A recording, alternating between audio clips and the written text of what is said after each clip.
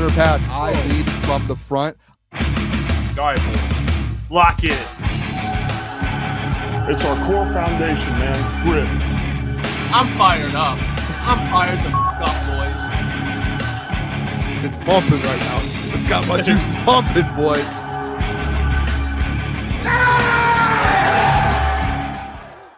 Welcome, everybody, to Crunch Time Sports with Jeff, Booner, Lukas, and Gentry. It is Wednesday, September 25th. Let's have a show, huh? We got the Let's have a day, huh? Let's have a night. The doc is coming on tonight. This is like, Wilder versus Fury 2. Yeah, let's see how Doc is after a win. Yeah, it's like, you know how the UFC has like the pre-fight, like the match, like the, where they standoffs? It's like the post-fight standoff in a way. Like they're going to see each other after the battle. So you know what? Yeah. Doc's bringing the heat tonight. I'm sure it'll be good to talk to him, talk about the Seahawks game, the Arizona Cardinals game, everything, and much more. But fellas, the difference is one of us came out victorious on Sunday and the other one didn't. One of us is in the win column and one of us isn't. I said it last week. My man, Doc took a victory parade. I've never seen someone win a fight and take a victory parade like the Doc did. Without judges. When you lose a fight and you start taking a victory parade and you have to start convincing people that you won. The Doc was in our comment section last week stating his case for people. When you're doing that, you lost automatically. And then when the Jared Goff starts 14 for 14 and when the Lions win 20-13, you lost. It's over. There's nothing to say. Nothing to say. Time to calm down. The Lions are 2-1, a top 5 team in the NFL. Calm down. Tell me something now, huh? Well, I mean, you're right. You're right. And the Doc, we'll get to break it all down with them. We also have a special guest coming on tomorrow from the Seattle area. Very well known out there in Washington. So it'll be nice to be able. We do this every week. Last week we had Kyler Bird. Kyler did a great job. People loved when he spoke. Great. This week we have a pretty big guest. I can't wait for it tomorrow. So you're going to want to be there. But boys, we got a lot to get to. I mean, I saw today it was confirmed that the Lions, and we kind of knew this, but it was officially confirmed the Lions are going to be wearing their black uniforms. They're black. Hey, they're beautiful. They're rocking the all blacks. Well, it's like black with the blue helmet, which is it's beautiful, beautiful. On Kelvin Johnson night, when they got Kelvin going in the ring out, can't lose this one now. Can't lose this one now. No, very fine honorary, whatever you want to call it, introduction. This is an introduction that before the game is perfectly fine. Unlike some people wanted Matthew Stafford, both Kelvin there, black jerseys. Mike McDonald coming in for the first time ever into Detroit. Welcome into the funeral. Mike McDonald funeral this week. This is probably the best uniform in the entire NFL. Like the best. There's no other. Yeah, the helmet and jersey combo. Not even like trying to be ironic about it. I think it's like these and then like Seattle's throwbacks. Like Seattle. Yeah, I was never a fan of the Seattle ones. Any of the Seattle. You didn't like them? Like the highlighters? No. Like they're old school. Like they're like Steve Largent jerseys. Like I don't know. 80s. I'm not picturing it in my head right now. I'll send it to you. I just know with this the blue helmet and the black jersey, that combo is deadly. Like it is unbelievable. It's the best jersey combo in NFL history. No one's ever seen something like this. Bringing it out, like the all black back in the day. Even though the Lions were 0-16, people were like, "Don't bring it back."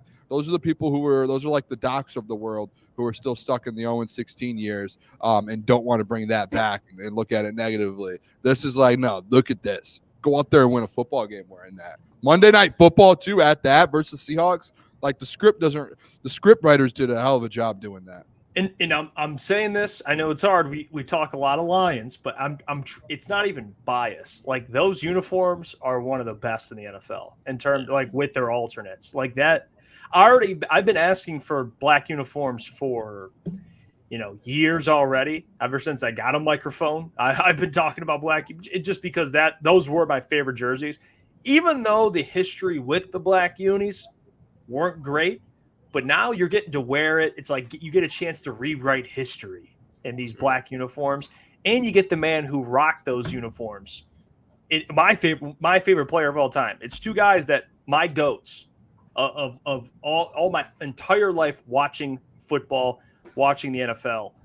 Megatron and Prime. Those are my two favorite players, and we're about to see the Ring of Honor for a man who deserves it and a man who I'm happy they repaired the relationship with because they should have done it a while ago. Shout out Mike Disner, by the way. He helped do that. And the Lions and Sheila Ford and all those guys. They did say they promised Dan Campbell. When Dan Campbell showed up, he said, I want the black jerseys back. And they said, if you go win a division, we'll bring him back. And it happened to time up to where I don't know if they expected him in year 3 to win a division, but they had the new uniforms. Remember last year, everyone thought the uniforms were coming, and they were like, we're going to wait a year. We're just going to do the helmets last year. And they did the blue helmet thing. Dan Campbell went and won a NFC North, and they're like, okay, here we go. I guess we're doing the black uniforms. And it sounds like they've been working on it for a while. So it's like, shout out to them for doing that. Dan Campbell coming in, setting the culture up and being like, bring those things back. And then them giving him like an incentive to do it is unbelievable. Did you speaking of Dan, did you hear Dan? I saw Jim Costa posted the snippet, and it's what you were referring to yesterday about him talking about bringing in reinforcements. That clip of Dan speaking in 97.1, he mentioned they asked him about James Houston. Did you hear his answer about that? He was just like they're like, do you expect? I think it was John Jansen who asked the question, and they were like, do you know you have Houston, and with all these injuries, do you expect him to play more? What's his role, kind of thing? And he was like, I don't know about that, but we're just kind of figuring it out right now. Like, he didn't say that exact words, but he kind of dismissed it a little bit. And I thought, and he's like, well, there's other guys, and he was talking about other, like Josh Pascal. He said pretty much he was going to play that role. He's going to be on the other side of Aiden. Like, that's basically what he said. And they might look at the practice squad. They might look elsewhere. Mm-hmm. But there is something going on with James Houston. We talked about it, but now it's like hearing it from Dan. I don't know what it is or what happened or why, but his point about why he's like, well, if you're going to bring him up, you have to. There's so much talent on this team. It's like, who do you bring? Whose spot does he take? Essentially, like they're promoting guys like Tim Patrick's now on the roster. So I don't know. Like, makes a good point. Obviously, James Houston, his stock. I know if we did that, we did the Detroit Lions stock market. I don't know. Should have sold. I think we should have sold. Sold early, too. Like, we should have gotten out 2 years ago. I was saying it all offseason. A lot of people are living on that 2 years ago. He hasn't played football essentially in 2 years. And he had the 7 and 8.5 or whatever the sacks was 2 years ago. And he's coming off a major injury. And I remember specifically seeing people commenting at me being like, oh, Booner, he's not coming off a major injury. He's going to be just fine. He's going to bounce back. He's going to go out there and get 9 sacks. And we talked about it. And we were like, there was a point to where all of the people had convinced me. And I got convinced thinking, oh, he's going to go out there and get 7, 8 sacks. Now I look back, I'm like, you're an idiot, Booner. What were you thinking? And dude, he was active. He's been active for 1 game out of the 3 games this season. He played 3 snaps in that game. So it's like, even if we're like, all right, let's activate James Houston this week, he's going to be able to fill in for, Marcus Davenport. Like, even last week when Marcus Davenport was out, guess how many snaps James Houston had? 3 snaps the whole time. So it's not like he filled in for Davenport the week before. They had some other people doing it. So it's the James Houston. Guys, I think we can this experiment, it might be to a close. And the doc might have been right when it comes to James Houston, saying maybe we should have traded him when there was a little bit of value there and moved on. I don't think, like Doc said, trade him still. What are you going to get for James Houston if you trade James Houston? Like, really? Throw him in a package just to get it's not like he has a cap hit, so you're like, I need to get rid of the cap hit. You literally just there's no reason to trade him. No one in the league is going to look at him and be like, yeah, unless there's like a bottom tier team who's like, oh, maybe we'll take a chance on him. But I feel so bad because I like James Houston, but it's the nature of the business. It's you either perform. What do the people say? You sink or you swim. You sink or swim. Yeah. What are you gonna do? Or hey, what did Jamal Williams say the other day? Hey, get off the porch. The dogs got to eat. Like, the big dogs got to eat or whatever. If you're gonna bark like a big dog, or it's like if you're gonna bark like a puppy, stay up on the porch and let the big dogs eat. Yeah, that's what it's at. That's what it's at with James Houston. It's like, dude, like if you're not gonna show up and perform, and they're gonna give you opportunities, and obviously you haven't showed out. So no, yeah, I guess I don't feel bad. It's the nature of the business. It's what it is. Our job is to call it out, and he's been bad. So there's no way you can send him off in a trade trade scenario. There's not. I don't know. The James Houston experiment's over. Unless he comes out this week and he ends up getting like 2 sacks, it's over. You could probably squeeze a 7th out of the Carolina Panthers for James Houston. They got Charles Harris starting for him right now, Boone. I would say that could possibly be an upgrade. Possibly. Yeah. You got the battle of the Detroit Lions bookend outside of Hutch over there battling for it. Charles Harris and James Houston. But you're right. There's no trade value for him right now. You might not even be able to get a 7th round pick for him. It'd have to be you're trading for a long snapper, a backup kicker, like something where the other team is giving up a financial burden in order to get James Houston. Just because injuries and he was a flash in the pan, and I know that sounds disrespectful to say, but that's what it is. So James Houston, maybe Dan's blowing smoke screens saying, I don't know, he's probably not going to play, and he plays a lot of snaps, but I doubt that's the case because he's not a player you can do that with. So I hope that just means that the reinforcements are coming elsewhere. A Dietrich Wise from New England or somebody like that, like just anybody, a Jag at the minimum. Yeah, it's you know what they say, if you love someone or love something, sometimes you just got to let them go. You just got to let Houston go. And that's I just think that experiment's over. I think that story's written. I think that chapter's finished. That book is closed. And I like in Houston, I know what he did his rookie year, but you got to think, guys, like in perspective, the average NFL career is what, 3 years? Yeah. If that.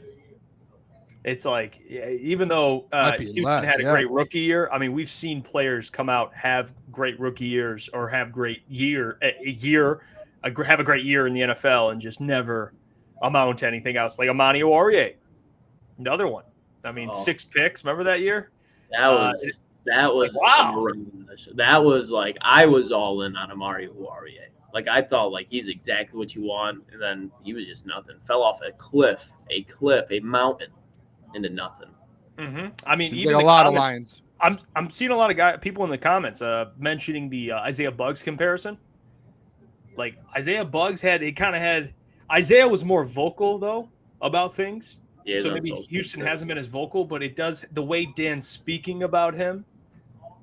It's got a little bit of that Buggs feel. I do agree with the chat. Yeah, I would say that for totality of his time here, I think Isaiah Buggs was probably a better player for the Lions. Like when he was active, like just through James Houston had that one season, but Isaiah Buggs played in a lot of big games and had a big role. I mean, he's a Walmart DJ Reader, but he had that role for the team. The James Houston stuff, it's like again, it just ran its course. Like he had the big year. I've talked about it a lot with guys. There's guys in the NFL who have these stretches of football, and everyone gets super high on them. And there's some guys who take that to another level, and then there's some guys who just fall off after it. And it was a small run. Like it's starting to see more so because like you could be like, well, the injury. Like how long are you going to sit back on this injury? We're 3 weeks in. And you're going on week 4, and he's played 3 snaps in 4 weeks almost, or 3 weeks. Like that's so bad. That's a guy that you guys all in the summer that all these people were pumping up when I said there's a chance he doesn't make the team. All these people are pumping up Billy Booner. You're an idiot. What are you talking about? Like obviously there was a reason those conversations are being had.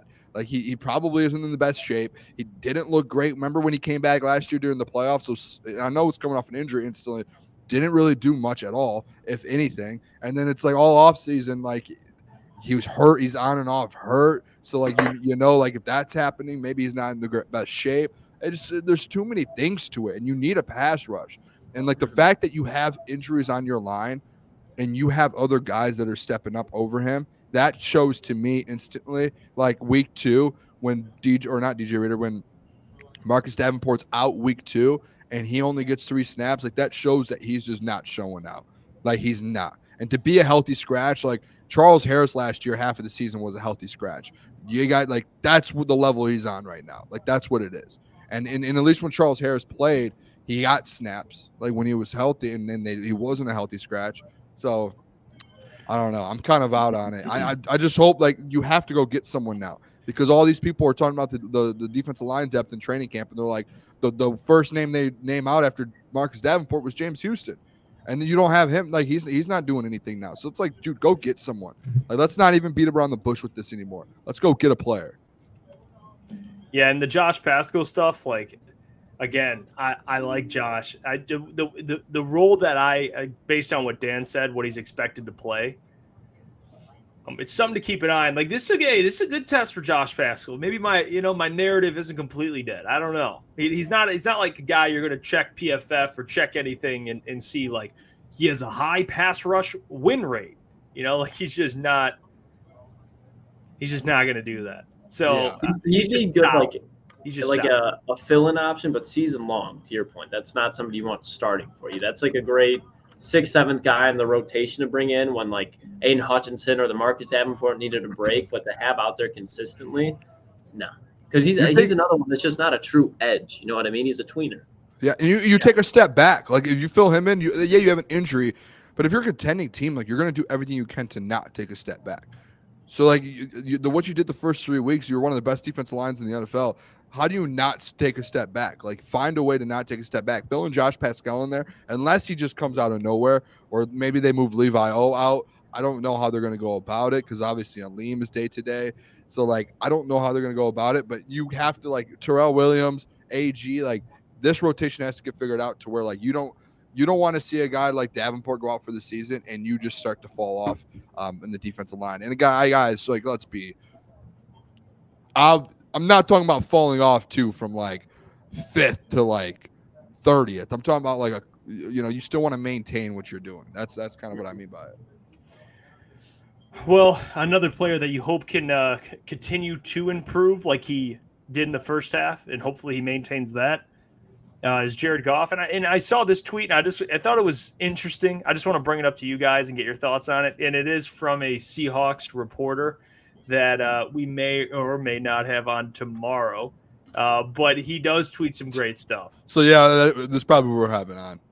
We may or may not have. Can't confirm, Moon. Can't confirm. But you could tell the bias in the tweet. I mean, you could tell the bias. So here's the tweet, and it's basically what Jared Goff will we get on Monday, and it's from a Seahawks account. So he's asking Seahawks, and I got to kind of dive into some Seahawks opinions. I like getting their side of it, and most of them, most of the comments I read from like Seahawks fans are like, "Oh, just pressure Goff. Like Goff, he'll what do you say? He'll fold if he's pressured." Like they're all hating on Goff. One of them, they're all worried about Hutchinson. I saw a lot of that, and with the Goff thing, they talked about, and this is the tweet.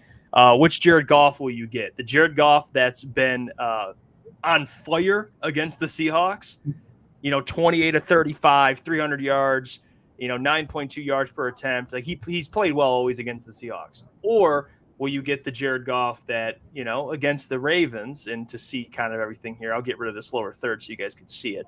But it's versus the Ravens and Mike McDonald. 33 of 53, 284 yards, 0 TDs, a pick, 5 sacks, 68 quarterback rating. Passer rating, 14 QBR. Like, look at the difference between QBR. 83 against the Seahawks, 14 against the Ravens. Now, the obvious thing to point out is the Seahawks don't have the personnel the Ravens have. Okay, let's just get that straight. Ravens have a stacked defense. So got that out the way.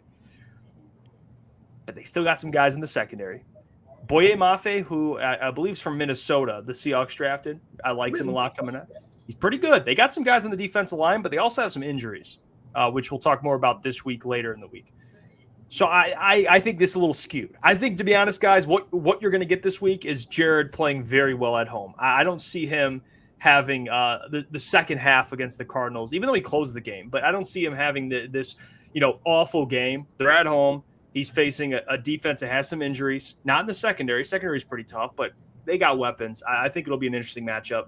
I see Goff coming out there playing well, playing clean, because from Goff's, at least from what we see in Detroit, he doesn't throw a ton of interceptions. He had a stretch last year where he threw some, but this isn't something that every week he's going to be turning the ball over. So I think this week he cleans it up. It's at home. It's a primetime game, and it's a big game. It's a Monday night game. And I think he's going to be in rhythm, and he's going to be very good. Even without Frank Ragnow, I know that could be an issue, but the way I see it, the Lions are going to be able to run the ball very, very well. I think Jared Goff, you're going to see maybe not – they might not need the Seahawks game Jared Goff where it's like 300 yards and whatever. But I see Jared taking care of the football. I see Jared they're having success in the run game, and I see Jared being accurate. And I honestly don't worry about him. I don't typically, but this week I'm not going to bring up, oh, wow, what Jared are we going to get? I think he'll be fine. He'll be just fine. So I'm not worried at all. I'll almost want to put a guarantee on it that this game on Sunday night or Monday night, I apologize, will not look anything like these. And I said we talked about it yesterday. Like, it's not going to look anything like the Seahawks games of the past, the last 2 years. It's going to be a completely different. Like let's real quick a couple stats here. The Seahawks last year in total defense, they were 30th, I think, in the NFL at the end of the season in 2023. Mike McDonald comes in, and they're second right now in the NFL in total defense, in total yards given up. So, like, that jump from 30th to the second with He's McDonald damn in, good. He's like, damn that jump, like, that's not just like we got lucky. Like, no, he came in and he made a difference defensively, just like he did when he was in Baltimore, and now he's brought that over to Seattle, and he took that team from the 30th worst defense to the second best defense in the NFL as of right now. Now, Slightly skewed. this is where I do think, though, you look at the different, like, this is where the game gets a little different. Is the Detroit Lions had one of the worst defenses in the NFL last year, and then like 25th or 24th or whatever it was. And now they're at 10th in the NFL, and they're top 10 in the NFL. So AG's been able to kind of move that along. So you have two defenses that have taken steps forward because of, one, their new head coach, and AG kind of getting players now. You've seen two defenses now take a step forward. So it's going to be, I'm not going to say a full defensive game, but you're going to see a lot more defensive. The defensive side of the ball is going to be a reason why you win this football game. Where in the last 2 years, you saw a 44-40 game. You saw an overtime game last year. Like, you're just seeing these shootouts with them. I think it's completely different. Like, and that's where I do think it comes down to running the ball. The Seahawks this year, guess what they are, guys? They have the second best defense when it comes to total yards given up, but they're 15th in rush defense. So that's where I think the Lions are going to find the advantage with David Montgomery, Jahmyr Gibbs, the offensive line. Like you said, Jeff, even without Frank Ragnow, you find those advantages to kind of go out there and dominate. And I think just offensively, like, what offense are you guys taking? Like, I'm taking the Lions offense 10 times out of 10 over the Seahawks. So you're like, all right, advantage one, Detroit Lions. Defense, I would put them. They've both been playing at a very high level. So I think it comes down to who's going to get the most stops. Jeff, the turnover battle with Geno Smith. Like, do you win that this week? Are you going to go out there and force turnovers to give Jared Goff an extra possession or two? Like, all of that's going to matter, and especially it being in prime time, like, they're going to come to play. They're going to show up to play, so you're going to be in an absolute battle. I think it ends up at the end they pull away. I said it yesterday, but I do think the whole game it's going to be a battle, especially with the defense that Mike McDonald. I keep saying McDaniels. Mike McDonald has there. McDonald or McDonald? McDonald. McDonald. No, wait, hold on. I think it might Mac. be Mac, actually. It's Mac, you're yeah. right. I just keep I love butchering names. It's the word. It's right, tough, man. No, and I mean, Boone, like, you're spitting facts. Like, Seattle's defense is good, but they've played the almighty gauntlet of Bo Nix, Jacoby Brissett, and Skylar Thompson, a little bit of Tyler Huntley. So that defense is going to be all right. Like, it's a good defense. Don't get me wrong. But that is not the second best defense in the NFL. I know that's not what you're saying, but statistically, you can look at them and you'd be like, oh, that's probably top 2, if not top 5 defense in the NFL. And they're not. They're fine defense, but the middle of their front seven, that's going to be something that's completely exposed because, like Jeff brought up last show, Ramondre Stevenson and Antonio Gibson ran wild. And if you look at them, when you look at the Miami Dolphins and the Denver Broncos, the New England Patriots, how the offense is called, at least when the Detroit Lions are sticking to the identity, it's a lot like how the Patriots played in that game. Now, the other thing I found just ironic about, like, the whole, like, when they played the Seahawks last year compared to the Ravens, it's like we're acting like Pete Carroll isn't a Hall of Fame caliber defensive head coach. Like, this defense is not, like, dramatically better. Like, Mike McDonald is a good defensive coach, but so is Pete Carroll. When the Lions played the Seahawks last year, where was that game played?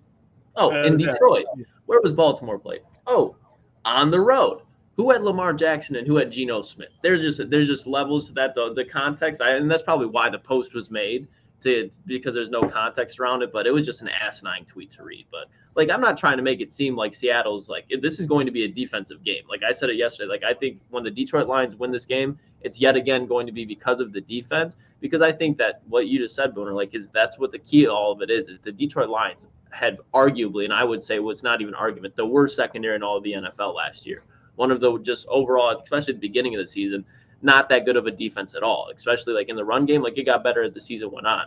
So when I look at that, I think that's the key to all of it because Mike McDonald, great defensive head coach. The Seattle team has been in Detroit, got the rhythm against Detroit, but it's been because of their offense. And I don't think their offense is going to get going as nearly as much as it has previously. That's where, though, I do think like it changes a little bit. Like this is just it's going to be a completely different game. Like the defenses on both sides the last 2 years just didn't really show up, and it was just like, here we go, we're in a back and forth. I think I was at the game 2 years ago, and it was just like, all right, got like 44-40 or something. It was just insane, and you're sitting there and you're like, there's no defense in this game right now, and that's where I think like Monday night's game, it's going to be like literally almost the complete opposite of it. Like the secondary is going to try and lock down Amon-Ra, and like they're going to have a good scheme together. They're going to try and find a way to stop the run. Like. And that's where I think offensively, it's going to be a gut punch of a game. I might end up changing. Like I'm starting to convince myself to change my final score prediction by come Friday, just thinking about a little bit more of the matchup. As much as you don't want to say like the Detroit Lions will ever be in a defensive matchup, but like Mike McDonald, like dude, he'll put a defense out there. Like I'm with the Klotz, the road, the home thing, but I just think no matter what, when you have a coach on your when you have a coach at that level, and you do have the players with it. Pete Carroll was at the end of his regime there, and I just think like those last year they did struggle defensively a little bit. Some of those guys in the secondary started to struggle. I think this year they look like they're just like, all right, we know what we're doing. We're locked in now. We actually have a legit defensive mind, very, very, very good new up and coming defensive minded coach and new fresh air. So that's why I think Monday. Like I'm not saying it's going to be I'm almost like I guess I'll save my score prediction for Friday. I'm just talking myself a little bit more to where it's like, hey, Booner, be prepared for an absolute battle. Like you might not, like the Lions might not go out there. They're not going to go out there and score 30 this week. In the last 3 weeks, I said they're going to score 30. This week, it feels like this probably. So they played it might be the best defense they've played to date. Out of the first, maybe the Bucks, but the Bucks had guys out. But like all these guys have had guys out. Yeah, but like Byron Murphy, Leonard Williams, they have I forget they have a linebacker out. Like, and the thing is, like, especially matchup-wise, like, I think outside of the Rams, if you're talking not the Cardinals either, like, the strength of Seattle's defense is the secondary. When you're going up against a run-first team, that's not a very good matchup because, and this is just a statement in general, it's not a shot at anybody. Like, Mike McDonald, when they played the Lions last year, again, very good defense.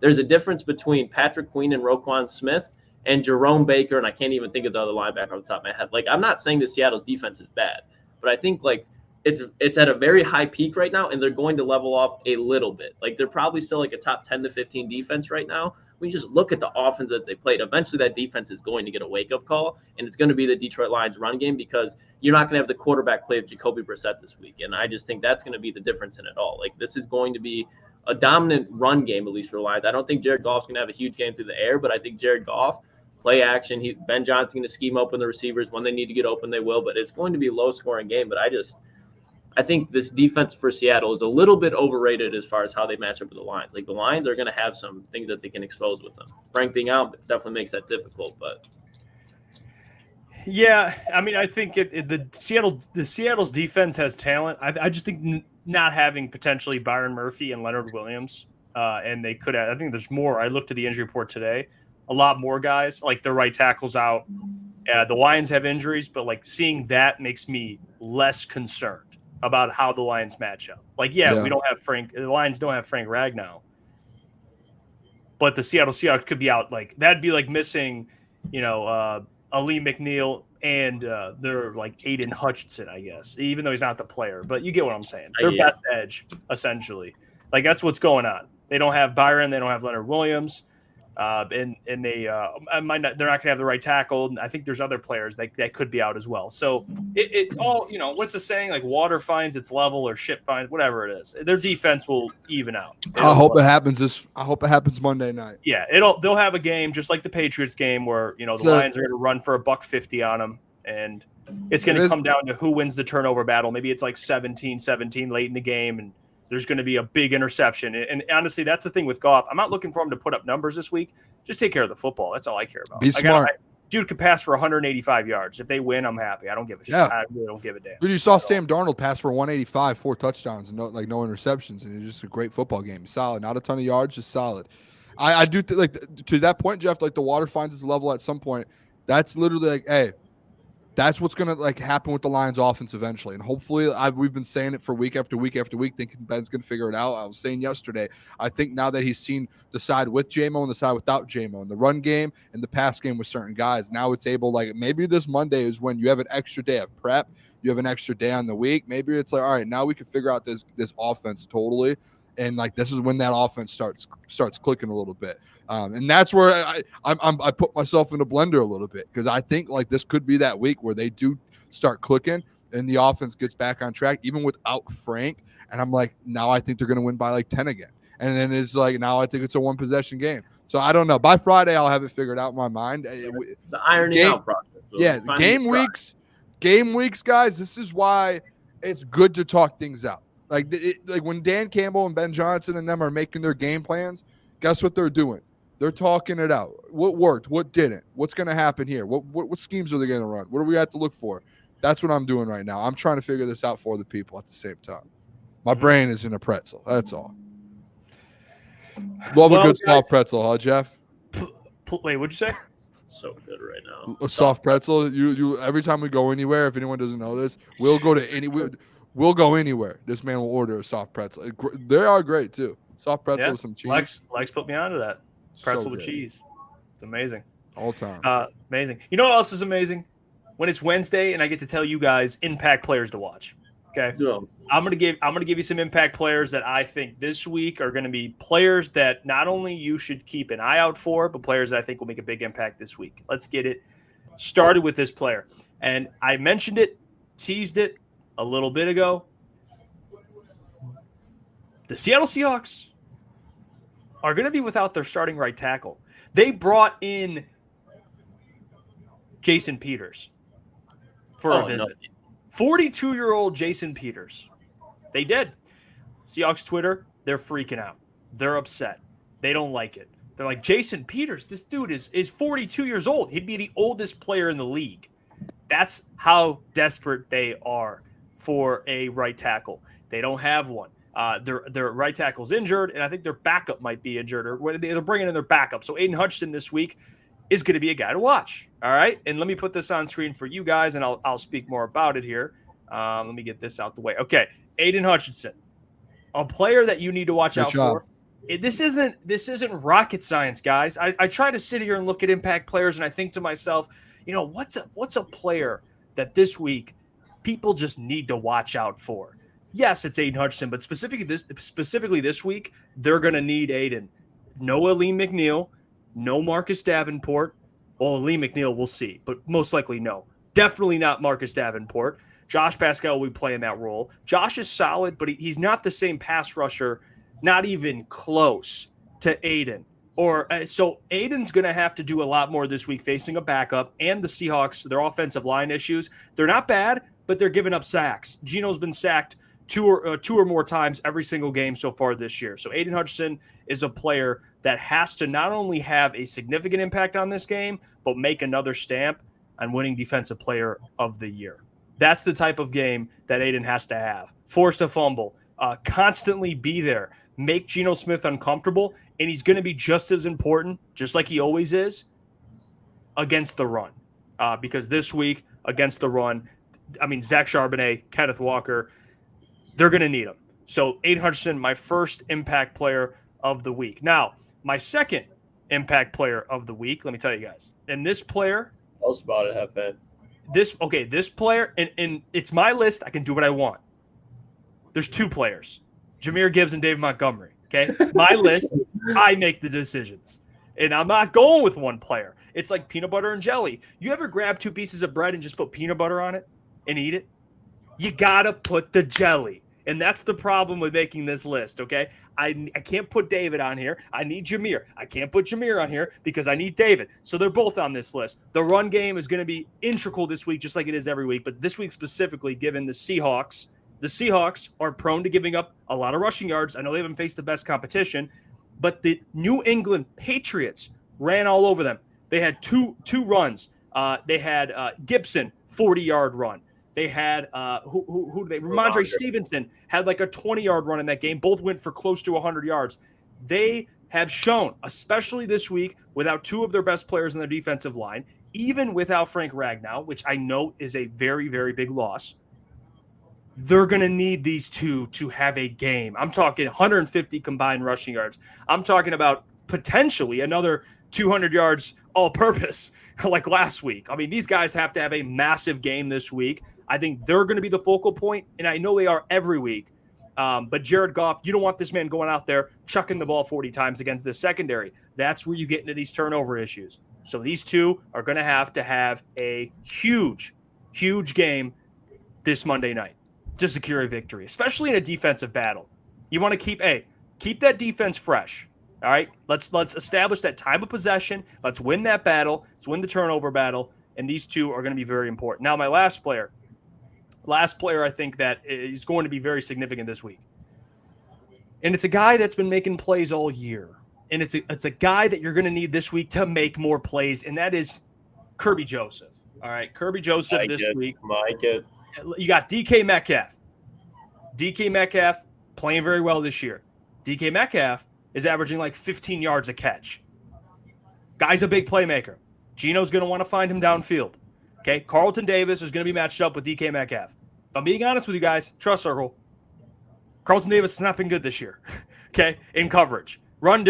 Against the run, he's been pretty good. There's going to be times where DK Metcalf gets him. Who are you going to need over the top? You're going to put Kirby Joseph out there. He's going to be roaming. He's going to be sniffing out the football. Exactly, Klotzy. He's going to smell a play. He's going to go get it. He has 2 interceptions, tied for second in the NFL. I think this week, why not make it another one? Get him 3 in 4 games. Get him 3 in 4 games. And I think this week, Geno Smith has as many interceptions as he does passing touchdowns. He started the year. He's given the football away, even to bad teams. The Lions are going to be able to get a takeaway this week, and I think Kirby Joseph is going to be able to do it. And honestly, you can go with Brian Branch, even though he's been banged up, but I think Kirby, they're going to have to rely on him. He's going to have to be roaming. Go pick that ball off like he did Aaron Rodgers. All right? Aaron Rodgers throws it up in the air. Someone's down there. Kirby Joseph's there. He grabs it. Do it this week against Geno, and they're going to have to win that turnover battle, which we've been talking about all damn show. And I think it starts with 31. Guy's going to take the football away. So those 3, Aiden Hutchinson for obvious reasons, need him to make plays, backup tackle. The running backs, yes, I have 2 players. They're going to be integral this week. 150 rushing yards, 200 all-purpose, whatever. They're going to have to dominate on Monday. And then, of course, Kirby for takeaway reasons. And you know what? Sprinkle a little bit on there with Kirby, just delivering the boom. All right. And even if, hey, don't take no one's knees out. I'm not advising, anyone to get Tyler Higbeed or just bring the boom. But yeah.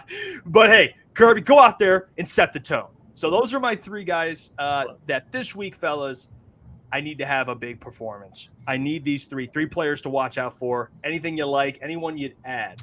Hey, I love them all. I will say this. I know you said, hey, it's my list. I can do what I want you. Who is that? Like some Miley Cyrus song or something? I don't know. Probably Taylor Swift one. I don't know what it is. You sounded like you're like a pop star over there, Jeff. My only pushback, to be honest, with the only one out of all, I love the Hutch one. Talk to me. One. Instead of picking David Montgomery and Jahmyr Gibbs, how about this, Jeff? Get into your bag and your mind a little bit. Get a little deeper. Dig a little deeper. How about the offensive line? Potentially no Frank Ragnow. Why not the offensive line, huh? That is the big. If we're going to group, if you're going to go the running backs as a group, why don't we talk about, hey, this offensive line as a whole is going to be the biggest impact piece? Because guess what? If what we're all saying, they need to dominate in the run game and they need to go out there and establish the run versus team to win the football game on Monday night, guess what they need to do? We know what these 2 guys can do. Peanut butter jelly, flash and flash, whatever these nicknames are that everyone keeps giving them. You know what? We know what they're going to do. What is the offensive line going to be without Frank Ragnow, right? Like, hey, Fair. What are those? Those are impactful guys. How's Taylor Decker going to look after giving up a couple big plays last week? How is Graham going to look at the center position? How is Yodi going to look if he fills in, or Nice, whoever it is that ends up filling in? Those are the impactful guys. If those guys step up into the plate and they dominate, flash and flash over there, peanut butter and jelly, those guys will already have it. We know what those guys can do. Well, although you know what, Boone, I hear you.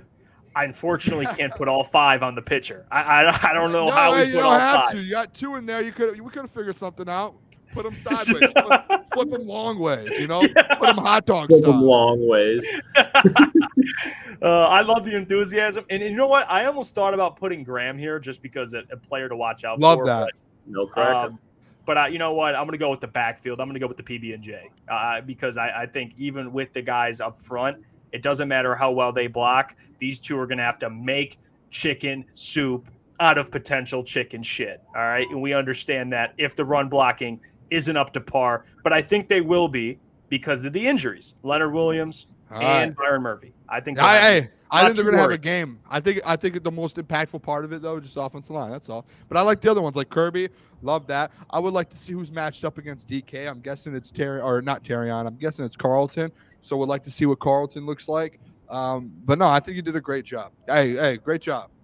I almost put Carlton on here, but then I was like, I think with the Seahawks too, like, I don't think it's necessarily like needed to follow DK just because no matter where you go, you're playing a good wide receiver. The 3 deep. And I think to Jeff, what you put on here, like Kirby, you have to be roaming around there. No Wilson, he's going to have to make plays. And I think this is going to be one of the more impactful games because if you're able to lock down DK Metcalf, like we talked about it yesterday, Tyler Lockett, he didn't have the most yards, but last year, for example, he had the most targets. Like they're going to find a way to get the ball to another wide receiver. And if you look at JSN, week 2, he had like 16 targets over 120 plus yards. He didn't go off week 1 or 3, but then another one's DK Metcalf's going off. So if Kirby's able to get in behind and stay behind those wide receivers, so no big plays are given up deep, I think that's a huge way for the Detroit Lions to win this game. Because even like last week against the Cardinals, against the Rams, against the Buccaneers, there were really no deep shots given up. So if you're able to do that again with the Seattle team, keep them in front of you, that's huge, especially when you're not going to be able to have the Lee McNeil up there putting pressure for them because quarterback's going to have more time.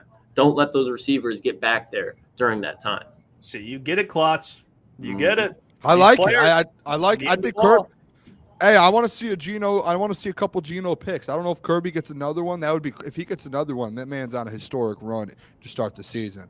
But if he does, that's big time. I bet on him last week and a couple weeks ago when he got his other one. Maybe Brian. I don't know if Brian Branch is playing. You know, this is the problem. Extra day, Brian Branch finds a way. I think that, but this is the dude was knocked out cold. Like, it was not like it was tough. I do want to say though, like what's going on with Iffy? If Brian Branch isn't able to go, hello, I haven't heard a peep about him. A lot of people were talking if he could play football, but the problem before he started playing last year was the injuries. He's constantly injured, and like now we need him. Potential no Brian Branch. Where's Iffy? Would love to have Iffy this week. They could use him this week. Would love to have him this week. I mean, I haven't seen anything updates regarding like his health, but I think Branch will play, even though it's like the dude was. We shouldn't. He shouldn't. He just had for sure a knocked out cold concussion, but the NFL they find ways. Know. And extra day because it's on Monday. Ansel's probably back. Yeah, and then Ansel will be back. So that's a big return there. Yeah, so I mean, in the defense, I think as a whole, even with the injuries, like you have Kirby who's second in the NFL in interceptions, Aiden who's first in the NFL in sacks. Like, you got dudes on the defensive line, the back end. Like, I think Kirby this week, I really do think there's going to be a time where DK, whoever's in front of him, he's going to have that separation. Kirby's just going to have to go make a play. All right, go make a play. Go get a takeaway. Geno, not an elite quarterback in my opinion, but throwing the ball down the field, at least last year, led the NFL in deep ball percentage, and the year prior he was very good as well. So he's not a guy that's going to put up MVP type of numbers, but he's accurate throwing the ball down the field, especially when you have a 6'5" wide receiver in DK Metcalf. And he's balling. And so is JSN too. I mean, they got a nice little trio over there. So the secondary, I think Kirby, not just taking the ball away, but Kirby's a great tackler too. Hopefully Brian Branch can play because they're going to need, that's a player you need out there. It would be really nice if Brian Branch and Alex Anzalone are back. Like Anzo with the run too, because they do have like Zach Charbonnet's been playing very, very good. Kenneth Walker potentially could be back this week. Like that's a good run. And I know the Lions have been really good in the run game, like stopping Cameron Williams, and they've been able to stop essentially anyone the last 2 years. But there is still the side where it's like I would love to have Anzo and Brian Branch on the field to finish some tackles off because they're probably the best on this defense doing that. To this point about Tyler, he says key to the game: do not give up a big lead early. Establish the run, maintain it. I think the point about not giving up a lead early, not that that's like ideal in any scenario, but I guess against this secondary, he's probably, if you're down like 10 points, 14 points, like it's not tough. that you can change your whole offense, but yeah, you don't want to be out there just throwing with these guys. I mean, Tariq or Reek, he changed his name, Reek Woolen. Mm-hmm. Well, dude, plays this year, Klotz. He had a down year. But he's back. He got some good corners. One of the best things, though, like with this Lions team we've seen over the last year or two, is like controlling the game when it comes to the run game. Like even like last week, they take the early lead and they're up early, and even when things start to go bad, like they've already, dominated early on. Like to that comment, yeah, you get an early lead, you dominate early on, and then you're able to run the ball, run the clock out. You're able to steal time of possession and win the game that way. Like that's a very good way to. They've been good at that for the last 2 seasons since they've gotten better, and they've established the run. Well, let's bring on the man, the myth, the legend. The legend. And of course, as always, this is brought to you guys by BetUS. The doc, he treats us every single Wednesday. Detroit Lions on Sports Illustrated. Go read it. I mean, go read. Hey. Go read. Not enough reading in today's society. All right, go read Doc's articles. Get your information. I started reading recently. Podcast, host of the Detroit Sports Podcast. Happy for you, Boone. Please welcome into the show, Mr. John Maakaron, the Doc. John, what's up, fellas? What's up, chat? It's a good day talking football after a win. I think everybody will be in a better mood, and big week ahead, big game. But man, the Lions got roughed up against the Cardinals, man. A lot of injuries. Yeah, well, Doc, I'll ask you, we'll get to the Seahawks in a little bit here, just about the game itself. Very physical game, Doc. A lot of injuries. You had Brian Branch get knocked out, unfortunately. Davenport out for the season. Frank Ragnow, tough, Doc. He's out. Aleem McNeil's out. I get it's the NFL, but your thoughts on the game? Getting a win. The second half didn't look pretty, Doc, but they got a win, and they suffered a lot of injuries. Just your thoughts on everything coming out from the game. Any of your thoughts on that stuff? Yeah, no doubt. Before I get into all that kind of stuff, I'm glad, Booner, that you read the site. It was real weird. First and foremost, are you understanding what you're reading? SI has standards of how we write, so I'm making sure you comprehend what you're reading. I was able to get some of it, Doc. It was so weird. On Monday, I had the story. I knew from a couple weeks back that the Lions were going to don the black uniforms against the Seahawks, but I always want to time it when the most people read it. The most people are on our site on Monday, and I had it up at 8 a.m., and all of a sudden, okay, it was good. A lot of good, interesting response to it. Then all of a sudden, about 4, 5, 6 o'clock, once the Lions teased it, then everybody started tweeting it at like 5 p.m., so I got a lot of readership on it, but it was weird to write something and then to have someone that's in this conversation asking me at 4 o'clock, hey, do you know anything about the black uniform? Yeah, I wrote about it on the Sports Illustrated Lions site with a big, bold headline. So I would recommend, for those that are new in the chat, Detroit Lions on SI has the news, all news regarding the Lions within 15, 20 minutes. That's what we pride ourselves on. And this football team deserves 24-hour attention because of the fact that it was a good comeback win. Man, you just got to credit this football team. When they have a setback, when people are riled up and jumping off the bandwagon, not being calm, I thought that part of the reason why the 4 experts on Detroit Lions on SI picked the Lions to win, and I was able to calm down some nervous fans on Twitter, was the fact that 29 straight times, now 30, 29 opportunities when the Lions have lost a game in the last 2 years, they've bounced back. That is really something that this football team should hang their head on. Give credit to this football team that when they have a setback, they're able to bounce back. And I thought all the boxes they needed to check against the Cardinals, they did. They contained Kyler Murray. They allowed him over 31 yards, which helped the gamblers who were out there betting the prop player bet for 31.5 yards, which was crazy low. I thought that was great. I hit on that. So I thought that holding them to 10 points was great, but yet still some things to clean up. But the key story from the game was all the injuries. and how they're going to bounce back. And we'll start. The reason why you didn't hear a lot of news today was because of the Monday Night Football game.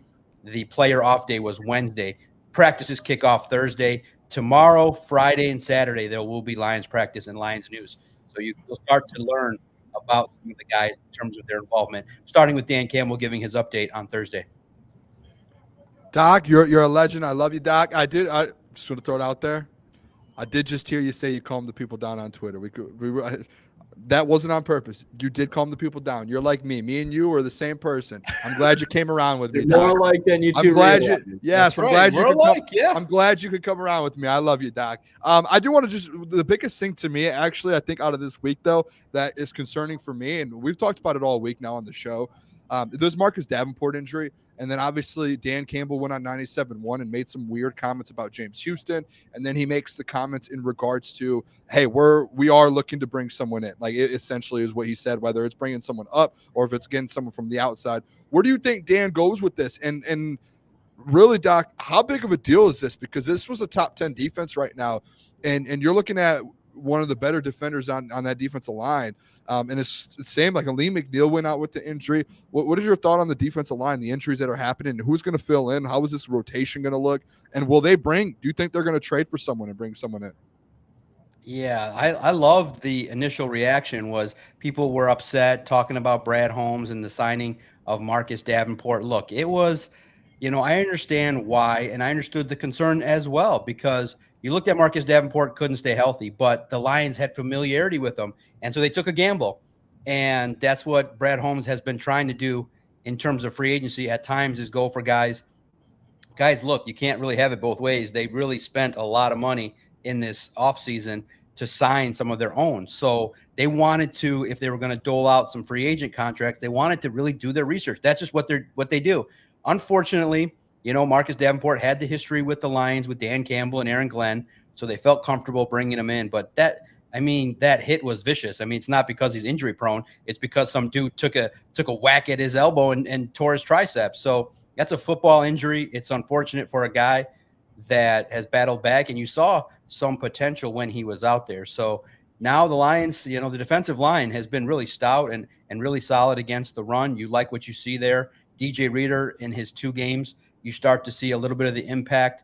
They're giving him a little bit, 25 snaps each of the first couple games. But I'm confident that the next 2 guys up, Josh Pascal and Levi Onwuzurike, along with the young rookie, Mekhi Wingo, I think those 3 guys are the reason, like you guys were talking earlier, are the reason why James Houston is sitting on the bench. And it's just tougher because in the end, the bottom line is James Houston's just not better than the 3 options that are ahead of him. And that's what the coaching staff feels. So he's probably, maybe we'll be inactive again. But again, I see, like you guys were talking about, a limited role. But you got to talk about it. I think you guys are right. Josh Pascal shows flashes. So it's just one of those things where you got to see him put it together week after week. And maybe this is his opportunity.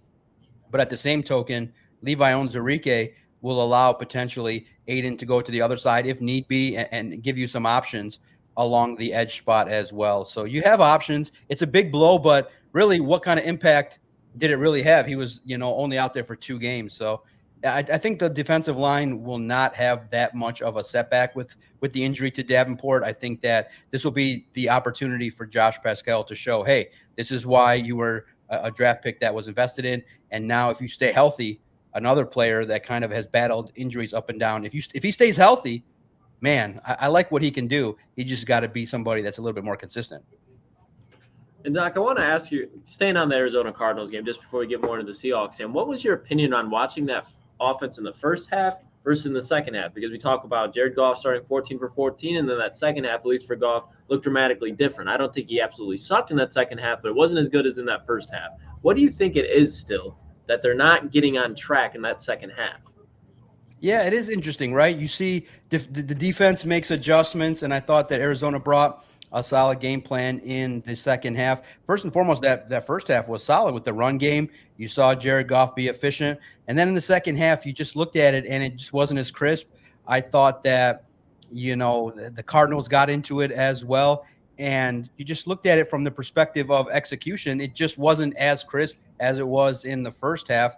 And look, the offense it just, it's really weird when you try to look at the breakdown of what happens offensively. You realize, okay, you have so many weapons, but at the same token, you start to see a little bit what teams are doing in terms of pressuring Goff, putting guys in the middle, having, kind of forcing, the outs. They're trying to limit the explosives. They do what good defenders do. And I just think it's good NFL defense that the Lions are facing. And then for what you got to do, I just think that in the second half, I just think they needed maybe that one explosive play to kind of loosen things up. I just thought that they tried a little bit with Jamison Williams. Maybe they should have tried a little bit more, but the injury to Sam Laporta kind of slowed things down. That's always going to be a factor. The man is amazing. And I just thought that once he went down there at the end of the first half, he wasn't the same guy, and it just changes things a little bit. And I just thought that the Lions held on. And look, it's actually interesting to think about, because one of the narratives that came out was, hey, this Lions team doesn't need to score 30 points. Maybe they just need to get to like 23. And if you have your defense only giving up between 15 and 20 points every week, now you look at it and you say, you know what? The offense can take its time. And that's the benefit of having the upgraded talent that you saw, is that, yeah, the offense wasn't great, didn't click, didn't get any points in the second half, but you did enough in that first half with that highlight, razzle dazzle, and all that good fun stuff. But in the end, I do think that while this offense takes its time to click, it's great to have a defense that you can actually punt the ball and kind of have some confidence they'll get a stop.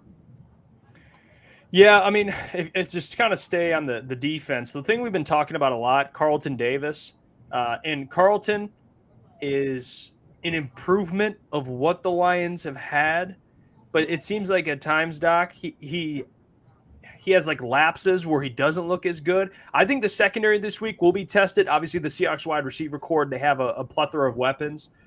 What do you think of the matchup this week? I know I saw a tweet, and it was from a Seahawks reporter, and it was like asking Seahawks fans, what Jared Goff do you think the Lions will show this week? Is it the Jared Goff that's played the Seahawks and played very well, or Jared Goff who played the Ravens with Mike McDonald as the DC and it wasn't good at all? What's your take on how this matchup will look like, and do you believe it'll be another shootout type of game, or will it be more defensive, given both defenses have improved? Where are you at with Jared Goff in the matchup this week? Yeah, no doubt, right? The matchups against the Seahawks, it's really interesting, and I'm curious to talk to Dan on Thursday to kind of get his sense what he thinks. Sometimes teams just have your number. They know your tendency, but that was Pete Carroll. But, yeah, you're right. McDonald did have success with Baltimore. And you looked at it from the perspective of, well, if you're going to game plan against Goff, you got to bring the pressure, you got to clog the middle, you got to force them to, make some decisions. And then you saw that interception. It was a great defensive play, man. That, the Cardinals defender there put himself in the exact right spot where Goff didn't see him. So this is a game where you saw too, like we've always talked about in football, that turnover that Kirby Joseph forced, that's momentum. That gives you opportunities to have another offensive possession. But to me, I think the matchup that everyone's going to be paying attention to is DK Metcalf against the Lions secondary. Can Carlton Davis and Terry Arnold continue the second half momentum that they had? Man, it was interesting that Terry Arnold started a little bit slow against Harrison, but then he started to show flashes of why he's the man. And it was cool to see. He was hip stride for stride with Marvin Harrison. They took him out of the game. Carlton Davis, look, it's still a work in progress. He's doing well, but at times, he is getting targeted. He's got another challenge. He is going up against the top creme de la creme of NFL wide receivers, and you're getting about as good as you can expect. And hey, the starting point is better than it was last year. So that gives people room for confidence. Is it going to be a shootout? I don't know, because if you look at prime A strategy, the Lions should run the football. They should run the heck out of the football and control the clock and muck it up and try to make it a one-score game in the fourth quarter and then take advantage of your opportunities. But you never know. The factor that could change that is if Seattle gets out to a lead, which I kind of hope happens. I hope Seattle gets out to like a 14-3 lead. That will force the Lions to kind of adjust and adapt, and let's see if they can do it. They've shown that they can do it in the past. So you need sometimes the way the game flows to kind of dictate how things are. But early on, you saw against the Cardinals, pound the rock.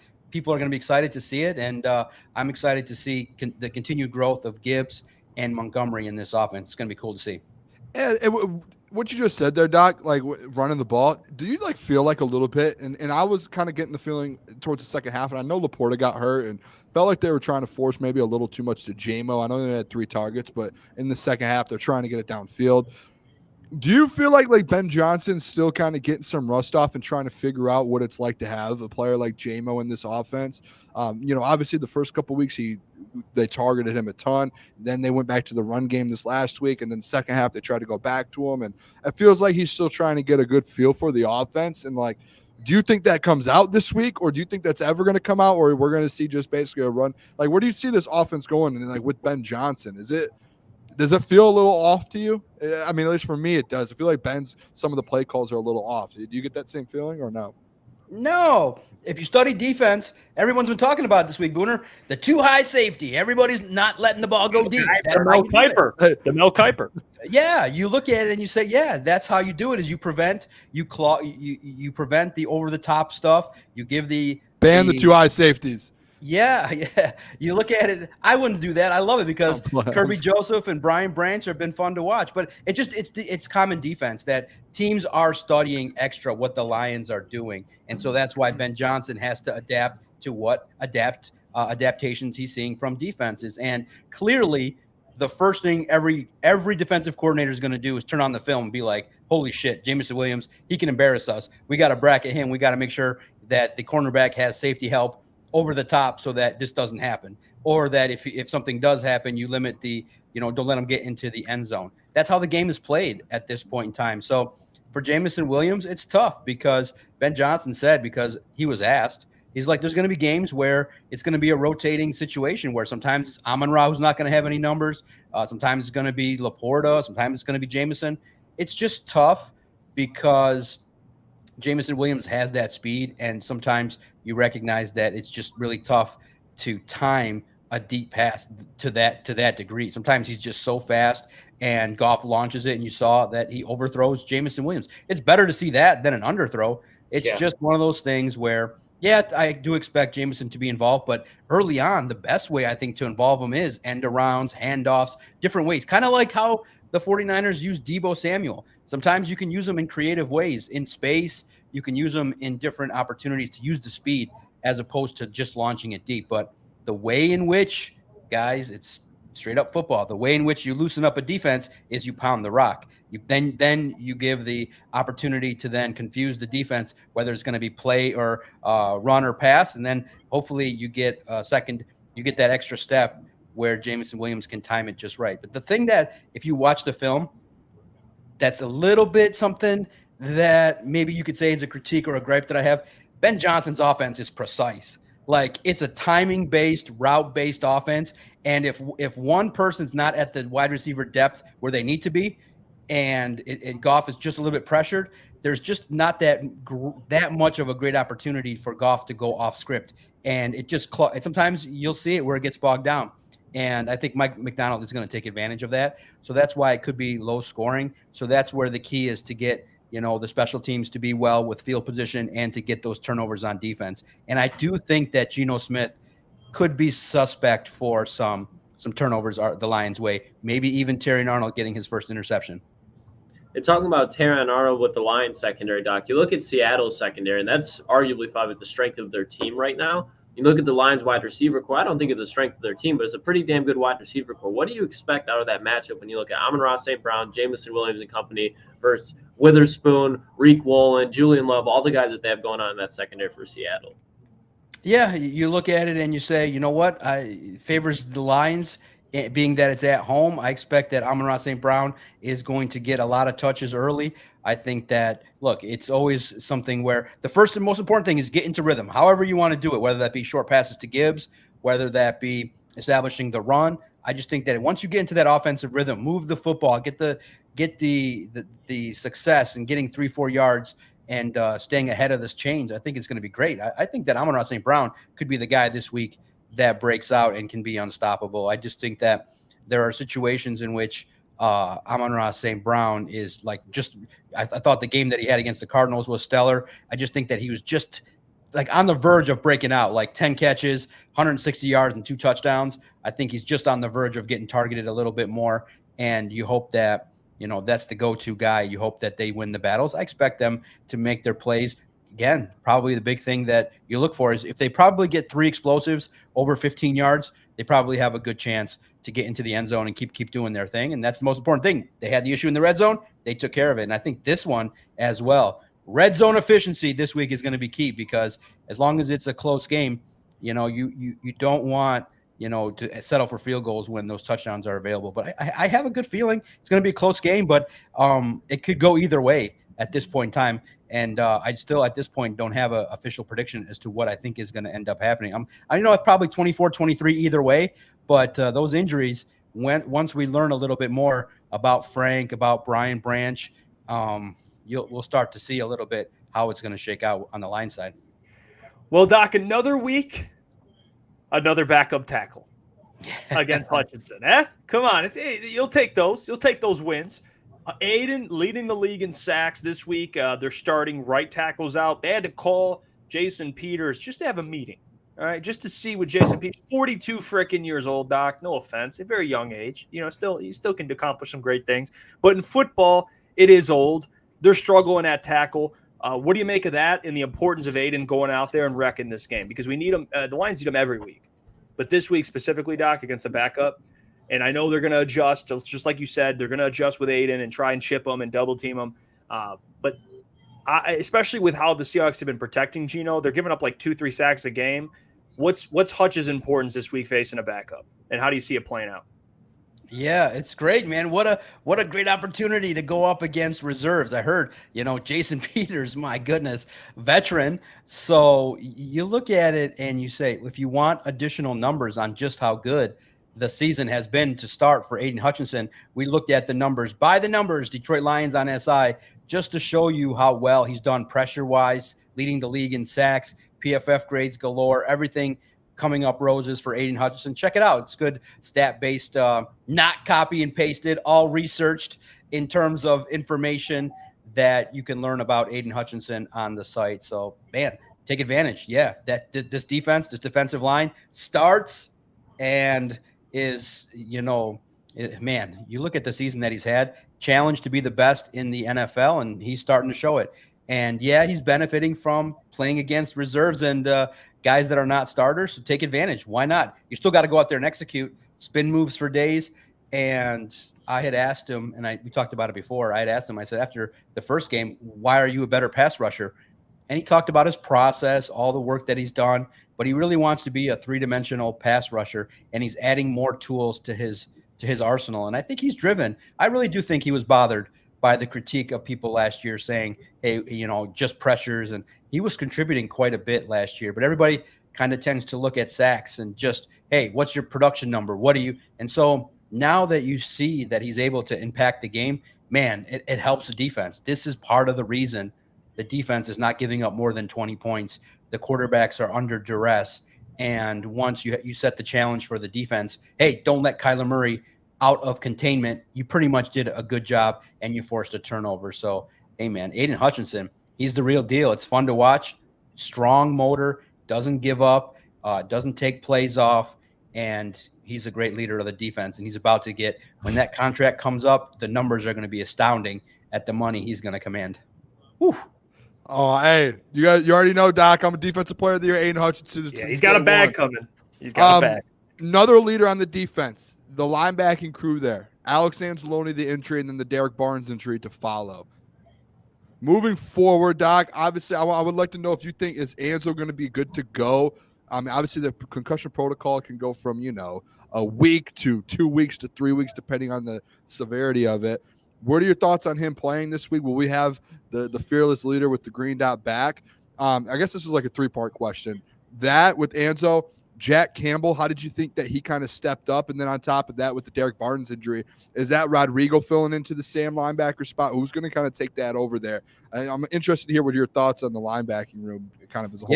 Yeah, it was unfortunate, Alex Anzalone. I think they took precaution because we saw him at practice. He was listed as questionable, so it's probably trending in the right direction that he comes back this week. I thought that they felt like, that Dan Campbell said that he feels so comfortable that the linebackers unit is the unit on the team with the most depth.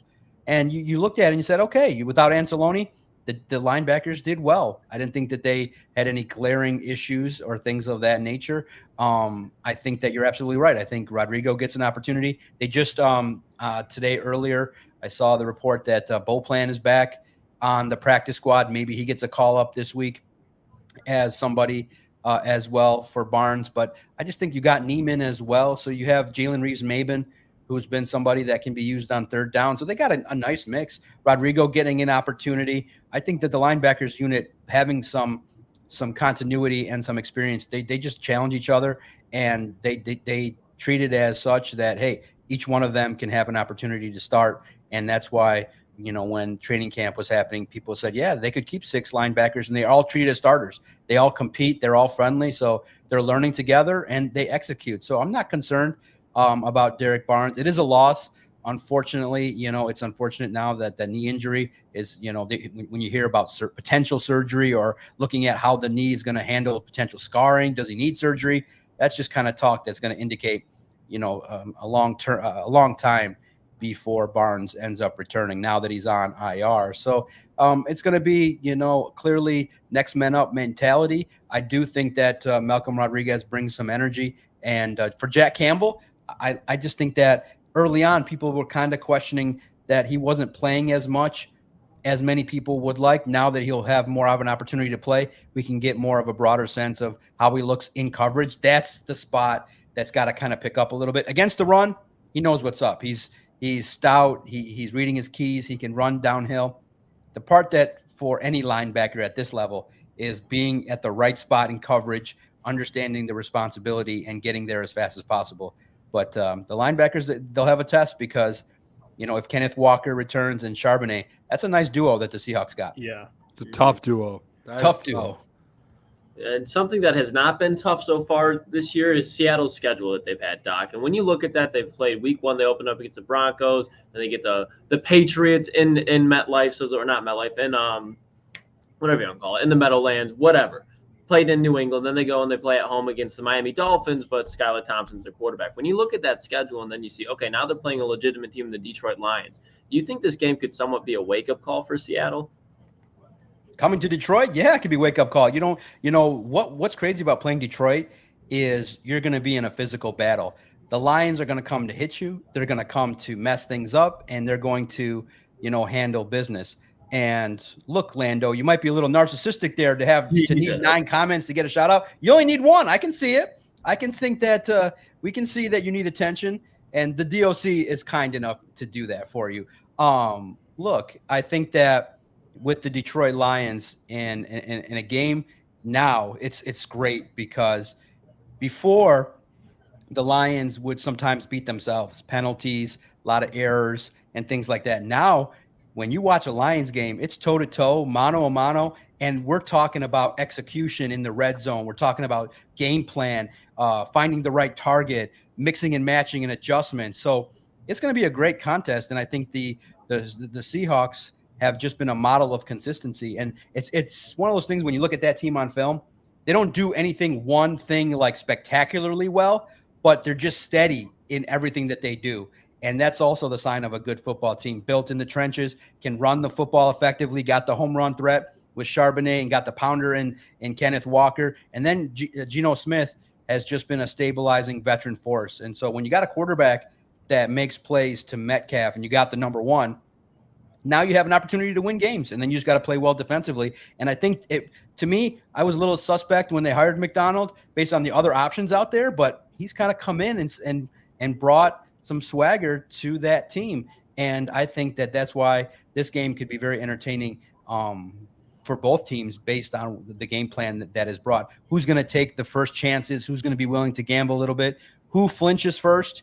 And how do they handle any potential setbacks? But, man, the one thing that I don't know if I've heard you guys talked about yet, but the fact of the matter is Jack Fox has been balling out. And when you can change the field position with a 50-yard punt or more and have the hang time that he's got and the accuracy that he's got, that gives you also a little bit more comfort that if the offense takes a little bit of time to get rolling, he can pin them behind the 20-yard line consistently. Did it like 4 times in the second half. Jack Fox, field optimization specialist, NFC special teams player of the week. He deserves his flowers. And that can be something that I know you don't talk about it too often, but if the offense is not clicking, hey, sometimes the punter's got to do his job and pin the opponents deep and flip the script on the field position. And Jack Fox, there's nobody better at it. And Doc, when you look around the NFC right now, the 49ers struggling with injuries. A lot of teams are struggling with injuries. This number one seed in the NFC still wide open. And the NFC North specifically, with the Vikings looking the way they do. What do you make of it? What do you make of the Vikings starting off the way they started? Now the Packers winning with Malik Willis. What do you think of how the NFC North's kind of look so far? Yeah, that's a great topic. You looked at Sam Darnold and everybody threw him away, looked at him as a cast-off. And for him to go to the right situation, it goes to show you maybe even now, maybe not this week, but next week we got to have the talk on all those haters of Malik Willis. Looking like surrounded by some talent. Malik Willis is not looking like the bum that he, was portrayed to be. And it really does go to show you that if you're in a good organization with right management and a good quarterback that's playing well in the right system, O'Connell and LaFleur seem like they can kind of put the pieces around players for success. And I just think that those are the best coaches, are the ones that take the talent that they have, understand their philosophy, but at the same time have the ability to, be flexible and adapt to the talent that they have. So you look at the Vikings, when you got Justin Jefferson, he's all world. And that's a nice player he'll make a guy, I was talking to an SI editor, about the Vikings quarterback and Darnold, and everybody was like, if Darnold can avoid that stupid mistake that got him chewed out by his coach last week, if he can avoid that dumb knucklehead play, he's pretty solid. He can make the throws. He's got the experience and he's got some talent around him. And I think the games against the division foes are going to be very much a challenge. And we knew that going into it. The Vikings and the Packers are going to be a formidable foe, and the Bears are going to be bottom dwellers, hopefully, with their young, inexperienced quarterback. So the NFC North, it's going to be a challenge. And also, too, if you want to get a sense of what's going on, every Friday I check in with the other three division writers, the Bears, Packers, Vikings. We do a roundtable. We kind of talk about what's going on in the division. So every Friday, check in with Lions on SI, understand what's going on. We check in and kind of talk about where they stand. And I can give you a little preview. I got some of the responses for this week. Some of the writers are starting to put the Vikings ahead of the Lions in the rankings. A lot of them have Vikings Lions. I'm like, I got to have a talk with these guys. I haven't had a chance to, but a lot of the writers are starting to think, with Justin Jefferson and the big play capability, maybe the Vikings are being perceived as being a little bit better than the Lions right now, but that's because the Lions offense has not been in fifth gear yet. Hey, Doc, I'm with you on that. We could break some bread on that one. I'm actually shocked. I just thought of this. We haven't really asked you or kind of talked about the situation with Frank Ragnow and the offensive line. Frank can't go Monday. You've been around the team all offseason long. What are your thoughts? How do they move this and navigate this around? Does Graham go to center? Who then steps into guard? Is it Nice? Is it Nice or is it Yodi? Like, how is that going to work? And even with that, how confident are you? You were there as well in New York for the preseason games and the home game as well. Just seeing that backup offensive line work. Are you confident they can go out there and still run the ball at a high level without Frank if he's not ready to go on Monday night? Yeah, you said it. I fully expect that Frank Ragnow is not going to play. Look, partially torn pec with a bye week. You know what? You let him rest for a week or two and then see. But look, man, the guy's crazy. The guy wants to get out there and play. To hear that, and really a couple years ago played with the issue with his throat.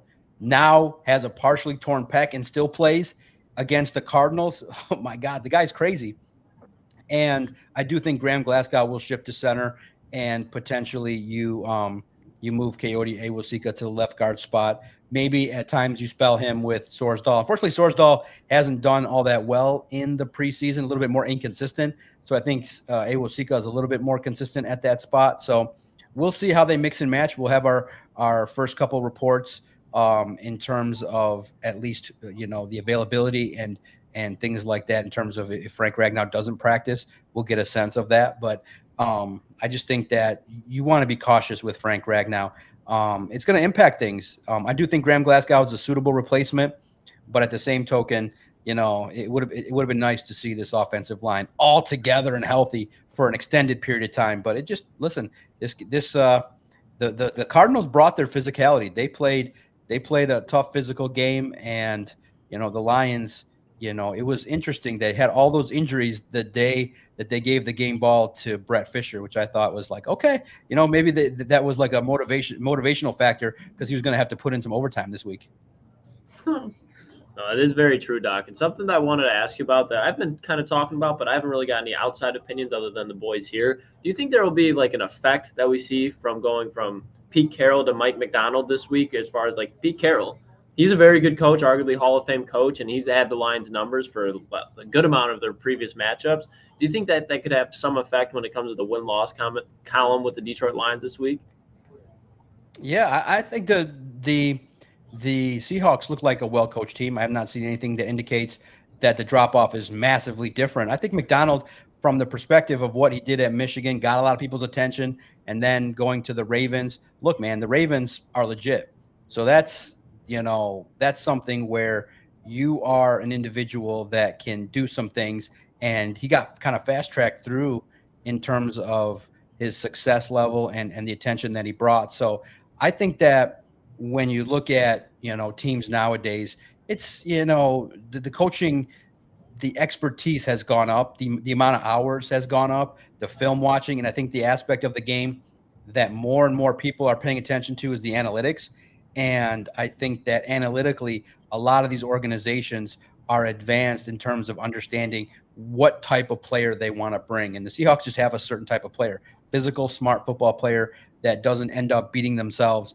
And you look at it from the perspective of just in any football team, the quarterback, Geno Smith is cerebral. Yeah, I do think that he has a ceiling of his talent, but just like anybody else, if you don't pressure him, if you don't win your battles on the defensive line, he'll pick you apart. He's seen it all. But I do think that he's going to be scrambling for his life. You got to contain him. And I do think that you can, in the secondary with the linebackers, kind of take a little bit of what the Cardinals did, get a linebacker in space there, maybe confuse him a little bit, force him to make a throw that he does not want to make. And I just think that, look, you drafted, Kenneth Walker, and, the injury stunk because he was on my fantasy team. But I like what he can bring to the table in terms of a reliable runner if he can stay healthy. And I just think that when you look at the Seahawks as a team, you just kind of know that they're just going to be a tough physical team. And then you just got to stop. You got to stop Lockett and DK Metcalf. My God, it's going to be a challenge. Metcalf, I think not this last game, a couple weeks ago, just went off and had himself a nice day. Yeah. So you got to take care of DK Metcalf and find out where that dude is. Otherwise, that can be a big problem. But I think the Lions, the good thing is that they can go toe-to-toe with the coaches that they got. And Aaron Glenn deserves all the flowers he got this week for the work that he's done through the first 3 games. But remember, the last couple games, the Seahawks have had some success offensively. They've kind of felt comfortable at Ford Field, and they've just kind of made it a track meet. So I'm curious to see the way the game takes shape this week. Doc, I got to ask you because shout out Christian. He wrote a great article. And it was internal, external options replacing Marcus Davenport. And in that article, Doc, he mentioned a guy that I've been seeing a lot on Lions Twitter. I know you're on there. You see it too. Plays, for not a Lion, but for a Bengal. Trey Hendrickson, who has 2 years left on his deal. Bengals are 0-3. What's your take on the is it fantasy land, or is it something that you're behind? You think could be a great addition? Where are you at with adding a guy like Trey Hendrickson? Is it realistic, Doc?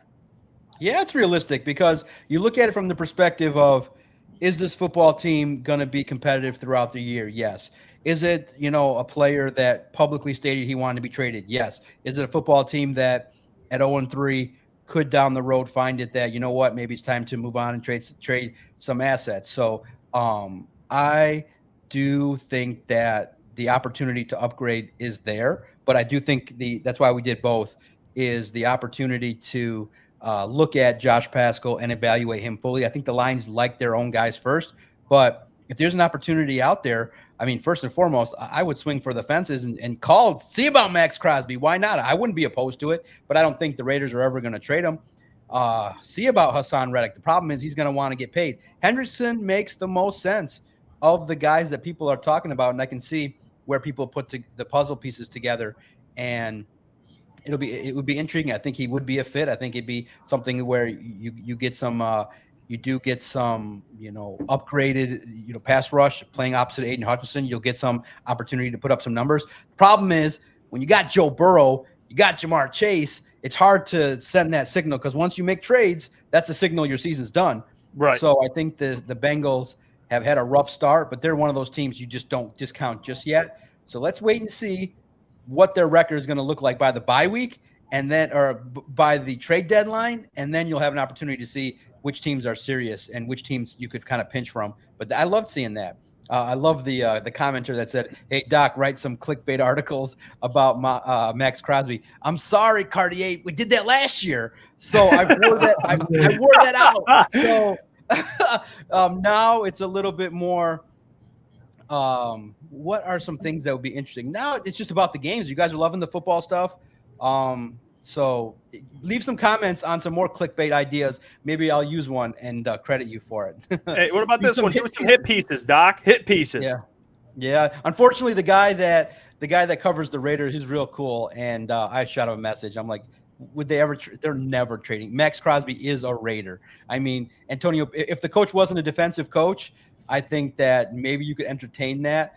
But I think Max Crosby would trading him would send the fan base into panic mode at the highest level. So it's not happening. I'm sorry. I love that. That's the name that everybody says, but I just think that Hendrickson is more realistic. Hey, talk about hit pieces, Doc. You were texting me the other day, and I was reading, and Doc, I do read your stuff. When you say, Boone, read this, I read it. The Dan Campbell stuff.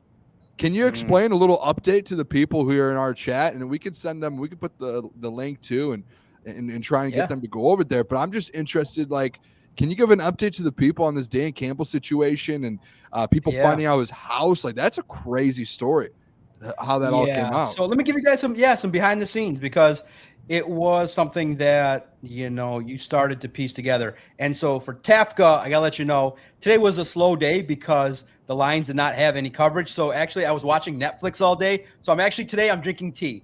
There we go, Doc. I want it to be the utmost. I didn't want to have to drop another bomb on Booner. I felt like it was a 10-7 score last week. I wanted to kind of let him feel his confidence again so he can talk trash about me at the beginning of the show.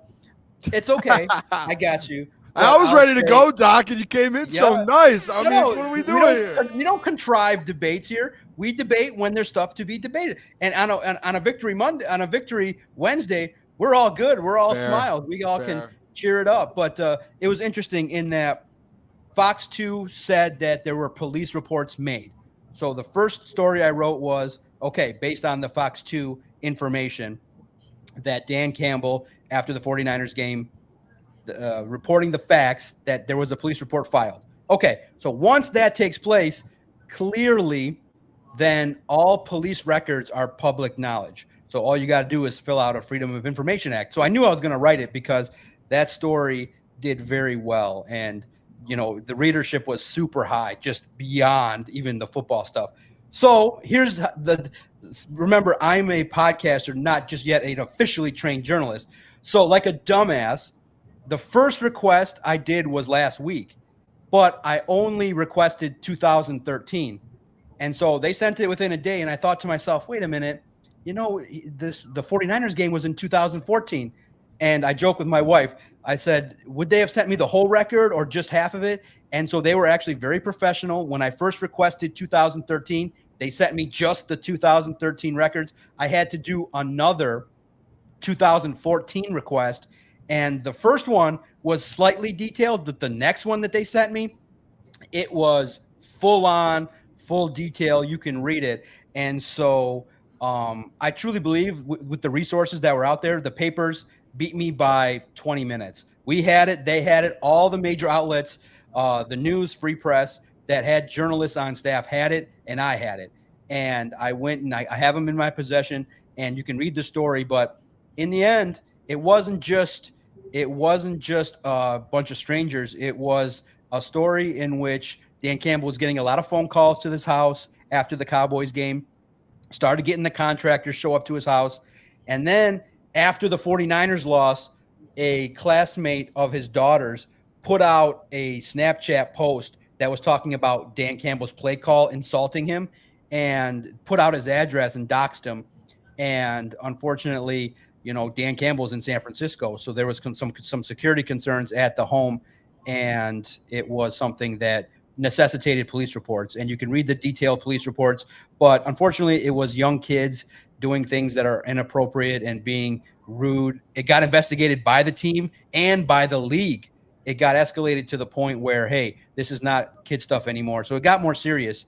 And so I did some research, got the police reports, and then I'll ask you guys, should I have written about it? Because I got a lot of people read it, and I felt like I did the journalistic job because every newspaper did it, and Christian was on board. I took his advice. We wrote it together. We did the puzzle pieces together. But should I have covered it? Because look, I don't have to hide it. It did tremendous readership. It did beyond all the football stuff. It was in some crazy number territory of how many people were interested. But at the same token, I am human. But I never, in my mindset, I always go, okay, is this information that should be covered, and will it be covered by somebody else? If my brain would have thought that nobody else would have covered it, I might not have did it. But the moment I was going, Christian, man, I can't believe I didn't get the 2014 report. Let me go get it. The second I got it, the newspaper had put it out. So, well, you mean 2024? And I do believe they knew. Somebody, I believe the paper told someone at the police probably told them, hey, there's some asshole podcaster asking for these records, because they had a nice detailed report. And I felt like I did journalism. I felt like I did what was necessary, but at the same time, you do feel like it's kind of detailed, and it talked about some things that some people would say, leave the man alone, it's not needed, but it was going to get out there no matter what. So you have to have it. You have to. Yeah, Doc. I mean, I'll say real quick. I think you mean 2023, 2024, right? Is that what you meant? Oh, I'm sorry. What did I say? 2000. No, you're good. Yeah. Sorry. Yeah. 2023 and 2024. I'm sorry. This last year. That tea is getting to you, Doc. You got to stop drinking man, that tea. Those long hours watching film and Netflix got to me. 23 and 24 last year and this year. So what happened was I requested half the file like a dumbass, and they sent me half the file, and then I had to request it. I had to do 2 requests, and I got the information in regards to what happened, and it was detailed, and you can read it. And it's just public knowledge. And to me, that's why I felt like, to me, Christian said, "Oh yeah, we knew right away. The news and free press were going to do it. Once you see police reports, and once guys, I'm talking, when I say the readership was crazy, it was crazy. People were interested in it. Doc, I think you did the right thing. I mean, I think you did the right thing, because I think, for number one, I think your audience appreciates that. I think people like reading other things than just football updates or football opinions or football rumor. Like it's a real life human being, like Dan Campbell, going through something that is sick. Like, it's unfortunate that he has to go through something like that, but I think it's great material. Like, I know maybe people would say, well, why bring it up again? I think it's important. I think it's important to humanize Dan Campbell. Like, the dude's, he's a coach, he's an icon in the city, but at the end of the day, he's a dad.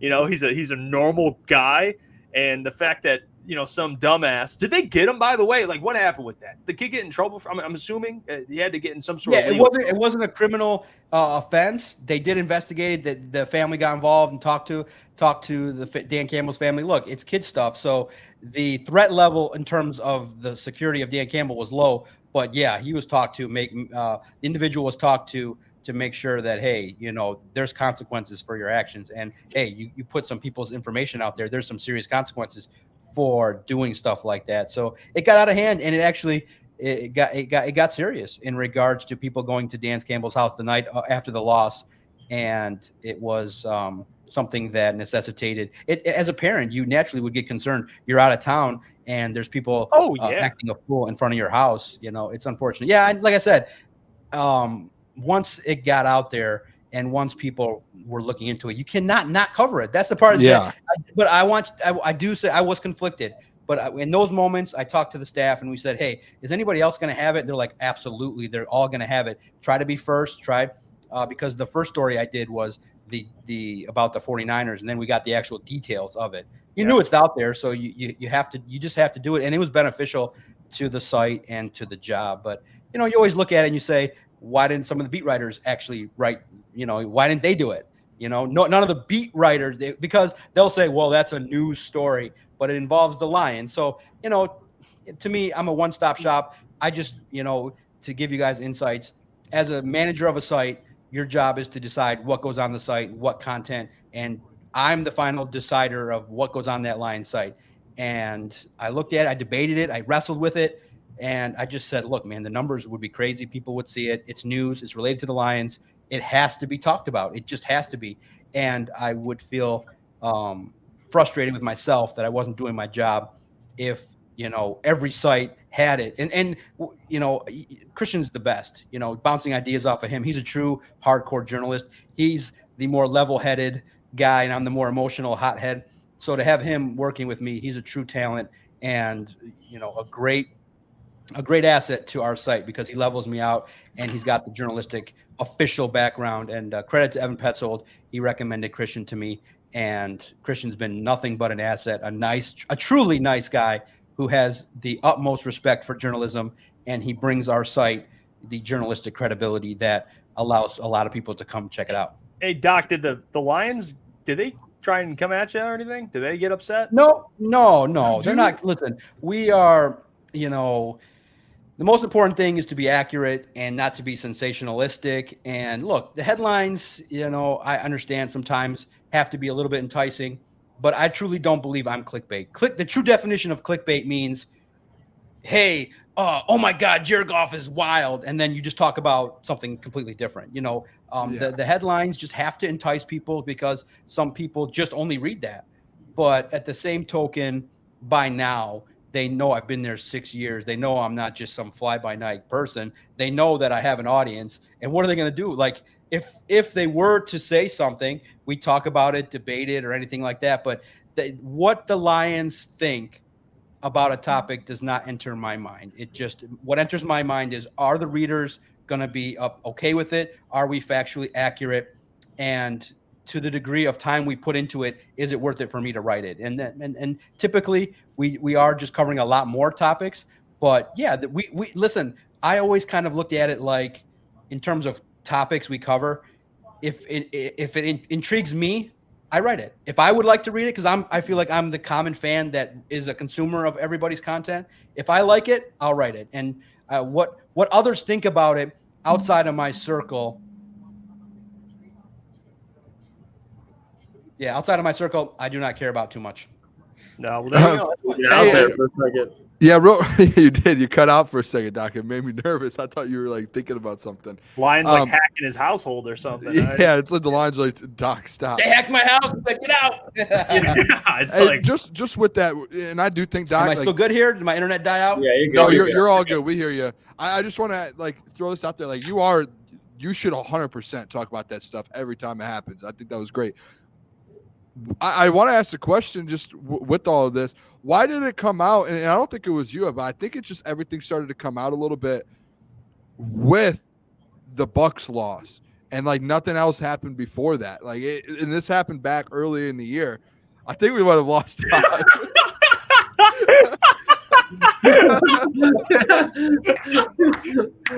I was trying to be a pro. I was trying to be a pro and trying to outlast my question until he got back. But it just, as I was going, I was putting filler words in and I was filling in. No, he's intrigued. The Booner path. Well, Doc, let me tell you something about the Booner path. All right, Doc, let me tell you a little something. Okay. Hey, Boone, get after his ass now. Hey, No, there he goes. Shout out to Doc. It was great. You know what, Boone? You had a question. I knew that was a good question. Like I just wanted to know why, honestly, and this is legit. Like I was thinking about it the whole time. I'm just wondering, and I don't think Doc was the one that put it out first, but I think after the Bucs game, everything started getting leaked on what happened. I'm wondering why after the Bucs game, because there are some people in the chat, And again, it wasn't the doc, but Doc, once everything started coming out, he looked into it and figured it out. I was just interested more so like it made it because I remember we came on air right after the Bucks game and that news came out, and we all thought too that it was happened after the Bucks game, and we were all like, "Why is this happening? It's the second week of the season. What are people doing?" And then Doc came out on Wednesday and was like, "No, that happened last year." And it was like, "How does that? Like, I don't, you know what I mean? Like, how did that not come out? Like, we knew about the contractor stuff early, didn't know about the kid stuff, and then all of a sudden in September, after a Bucks loss, just randomly the next day, people are like, oh, there's people showing up to Dan's house," and then the doc was like, well, that house got sold, he moved. So like that was why I was like, that was weird that it took so long to come out, even though we heard about the contractor stuff in January. I want to say real quick, by the way, interview is brought to you guys by BetUS. Check them out. Appreciate the doc. I know he had some internet issues. But to answer that, and I know Doc just put it in there, I heard after the Cowboys game, I remember reading something that contractors were sent out to Dan Campbell's house. I knew that. I'm saying the other stuff, no one knew about that until after this Bucks game. Like months, a whole off-season well, he's later. moving too. I wonder if that has something to do with it. But the doc, I think, and I could be wrong, he's in the chat. The doc said that he already had moved. Like that was like in the house got put up on sale. I read somewhere he's building a house currently in Grosse Pointe. Yeah. I don't know, like he's still like building it, or he might be moved in. It's just weird that came out so late. Like I feel like if the contractor stuff came out, the other stuff should have came out. And like all of a sudden, 7 months later, after a random loss, like that could have came out after the week 1 win. Maybe it was because Dan just put his house up for sale. Yep, that doc said reason his house was okay. That makes sense. Then. That was if the doc. Oh, that was going to be my question to him. So. Yeah, I just said. Did you dox the doc? No. You just doxed him by saying he's building the house. You shouldn't have done that. It was insider information. I mean, yeah, well, that's fair. Maybe it was me. I don't know.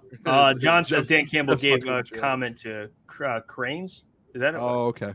Cranes. Crayons? Yeah. It was just weird. It all came out like randomly after a loss, and then it made it look like it was after the Bucks loss. And I can see where fans do get confused if it's just thrown out there like that. That's where I do see it. Oh! And Doc put his thing. Lions 24, Seahawks 23. By the way, just checked. Got a notification on ESPN. Tigers just won 7-1. Jackson Joe pitched in the 9th, finished the game off. Yep. Detroit Tigers debut.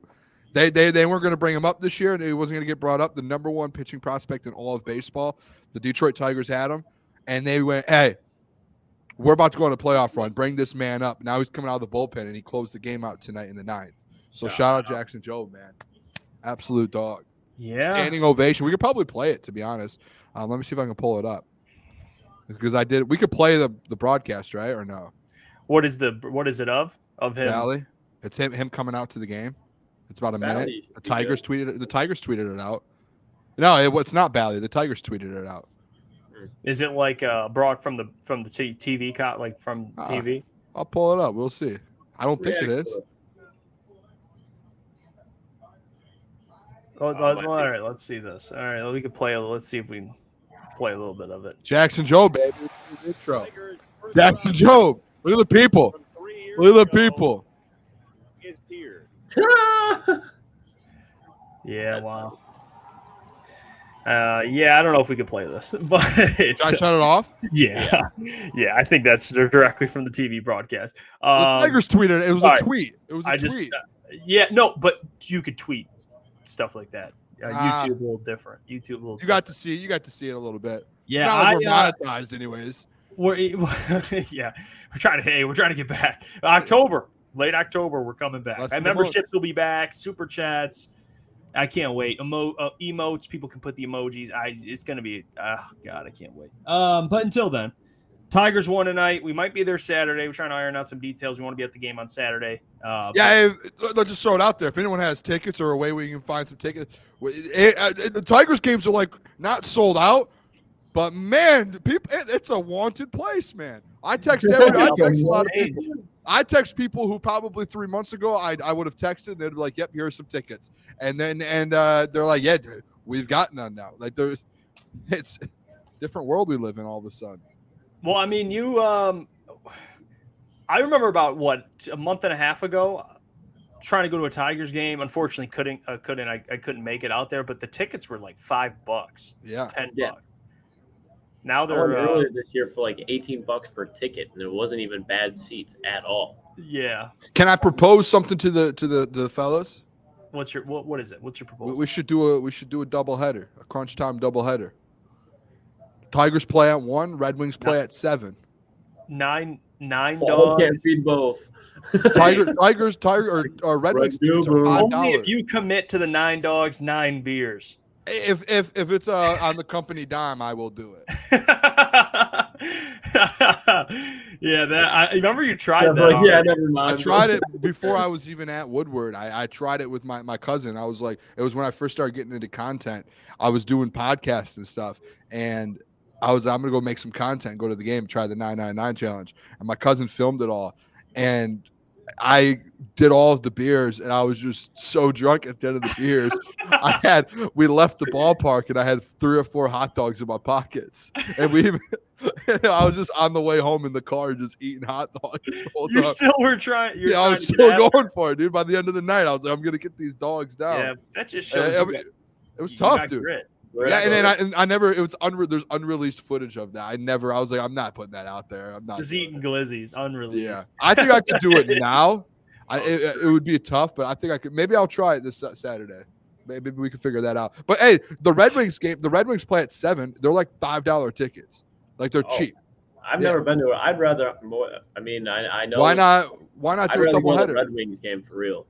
Hey, if we get free I've never tickets for the been. Tigers and we get some tickets for the Wings, why not do a crunch time doubleheader and have a little bit of a day? I just got a text from Mike. Mike said Marco Casper, the broadcast, said he's the best player on the ice. Looks like it. How about that? I don't know, Marco Casper. You know what? When we get Mike's on tomorrow, we'll break it more down. Drop your mailbag questions. We'll try to answer as many as we can. Bald No Lie says that's the most Booner story I've ever heard. Yeah, I've got hey, ET, Pocket I'll tell you what, glizzies is kind of wild. I had like 4 of them. I had a bunch left. Bro, I've got a lot more crazy story. I mean, that's just you guys, the fellas. That's just the what is it? Loves his glizzies, man. Well, I was talking about just stories in general. It's not glizzy stories. He's got a lot of glizzy stories. A lot. We just have to. I would like to do the doubleheader. I would like to do the doubleheader. Yeah. So if anyone knows anywhere we can get some good Tigers tickets for a nice decent group price, hit us up. Roman. Oh, that's funny. Hey James, pocket glizzies never get cold. That's just a fact. That's science. Yeah, but I bet the bun gets soggy as fuck. Well, they do in the wrapper anyways. Yeah, I'd take it out and eat it right away like a normal human being instead of shoving it in your pocket. Well, yeah, the pocket glizzy is kind of that. That's like once you don't get it done, Boone, you just don't get it done. You know what I mean? Like you're eating the glizzies on the way home. Like I appreciate the commitment. They're expensive. Like it's a lot of money. I mean, when you do how this much does all that cost? Do you think? Yeah. I mean, dude, let's say a beer is like $9. That's 9 times 9. Let's just say they're all $9. I didn't even think, bro. 150, $200. I would never do that anywhere. So you guys are like, Booner, no way. throw the glizzies away. I'm taking those glizzies home. I'll eat them later. No way would I ever do that. Never. It's just not worth the money. Hey, it's No. you're paying $200 for a video, a good vlog. Yeah, that it's fair. That's good. You know what, Boone? It's Commitment. I mean, the commitment is kind of wild. I'm not gonna lie to you. Anakin Mailbag, Jeff, why you give that inside info out? Now people are going to be swarming my community for it. I know the exact address too. Now we know where Anakin lives. Yeah, well, Anakin, now you just dox yourself. Now you just admitted you live near Dan Campbell. Don't visit his house, Anakin. Just leave the man alone. All right, you know his address. I don't know what you're doing over there, Anakin. But it's kind of cool when you live by Dan Drop Campbell. some mailbag questions, people. I think that's the only one we have so far. Spencer says the audio does not sound like Pocket Glizzy. Yeah. Well, maybe we get a shirt where a Pocket Glizzy. Is that Spencer? Spencer? Yeah. Yep. Shout out! I gotta go see Spencer. Great barber. Yeah, I think I might go either this Saturday. Oh, if we go to the Tigers game, so not this Saturday, maybe next Saturday. Oh, that's all right. Yeah, I mean, people are still talking about the Glizzies. Jay Hart says use a student discount at the team's offer, fellas. None of us are students, though. I don't know no how to do students no that. more. I mean, Jay Hart, hey, help out with the Glizzy, the mission. Maybe if I show them my degree, maybe they will. We should get a GoFundMe, fund the Glizzies. Reach out to the people, start a movement. Booner Path? Is there a Booner Path for Glizzies or no? Put a glizzy in the back pocket. It's a hot dog. Can we stop calling it a glizzy? It's a glizzy. It's a hot dog. It's a glizzy. There's nothing. Are you self-conscious? Are you not comfortable enough? It's just cringe. Like there's nothing flamboyant about saying the word hot dog. Dude, I think flamboyant might be worse than saying glizzy. Do you know what flamboyant that's a hell of a means? word. No clue. It's just a tough word. I could use a different word, but it wouldn't be as accepted on our broadcast. You can Other keep than it. Goff, which offensive player needs to excel on Monday? Shout out James, mailbag. I would say, you want me to give mine? Yeah, I go think offensive player. Can I go a couple guys? The offensive line. Oh, The okay. Both running backs. No, the offensive I'm going line. with the running backs. I already had them on my list. It's so. my answer. I can say what I want to, fellas. There you go, boom. as Jeff says. My list. Yeah, it's my list. I can say what I want to. I'll go the offensive line though. Like the whole injury situation going on there. Graham was a little beat up last week, moving to center. Probably all this movement, new guys stepping in. I think that's going to be the biggest offensive players that need to step up and need to excel. Like you need them to. They're the ones that protect Jared Goff to get into play action, and they're the ones to start the run game so you can open up the play action and get things rolling. So that's what I would say. Yeah, I mean, I'll go with the running backs. I broke it down earlier, those two. For sure. Have to have a huge game. I don't know what Roman means here. Caleb Williams mentioned. Dang, LOL. What happened with I see Deju said Caleb Williams. I need some context here with the Caleb Williams stuff. I know I've been on the stand about it. I know people have been asking Jeff, what are you gonna say? What are you gonna say about Caleb Williams? You gonna admit Jane Daniels is better? I'll admit he's playing better right now. Definitely. I don't know what the point of mentioning. Maybe the glizzy thing or maybe it was Lucas trying to find the flamboyant term. Maybe that's why. Yeah. Okay. I know what it means. Yeah. I knew Roman was going there. Damn it, Roman. Yeah. I have no clue. Yeah. It means like how Caleb Williams paints his nails, Bill. Oh, okay. No. Flamboyant. Dotzerk. Anakin Mailbag, Jeff, who is the championship first, Lions or Tigers? To Lions. Lions. Yeah, I think the Lions do. Well, if they both win this year, the Tigers technically get it first. The World Series first or something. World Series is in like a month and a half. So if they make a run. James says, Mailbag, how will you measure the offensive line's performance, run game, or protecting Goff? Which is more important? I would say the run game because they have because of the importance of it this week. Like I think protecting Goff is obviously always important, but I think they'll be relying more on the run game this week than Goff dropping back as many times as he has this season, specifically against the Bucs. So I'll go. I'll go run game. But how do you measure their performance?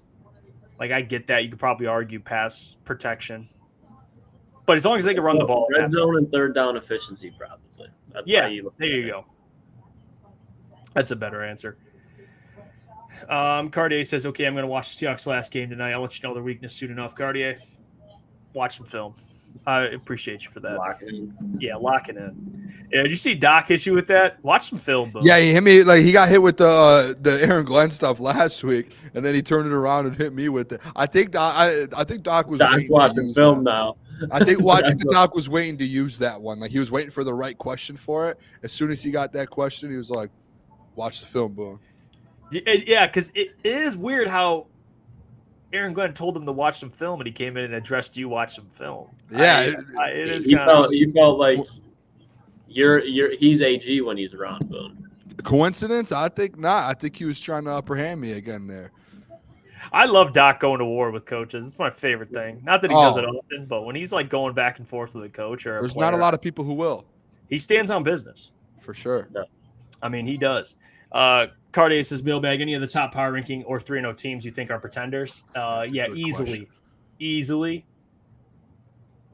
What do we mean by pretenders as far as Super Bowl contenders? Because if so, Yeah, I like think 3-0 all teams of that you them- think are all of them but the Chiefs, I think, are. I don't think the Steelers, Seahawks, or Vikings are Super Bowl contenders. I mean, how disrespectful are we gonna get in here? Oh no, the Super Steelers, Bowl dude. contenders? What are we? Are you gonna leave out Oh, the the only? Bills. The I Bills. mean, thank you. That I you was guys thinking- for some still reason, I'm just thinking they never were give 2-0. respect. They're Super Bowl contenders. Yeah, Bills are.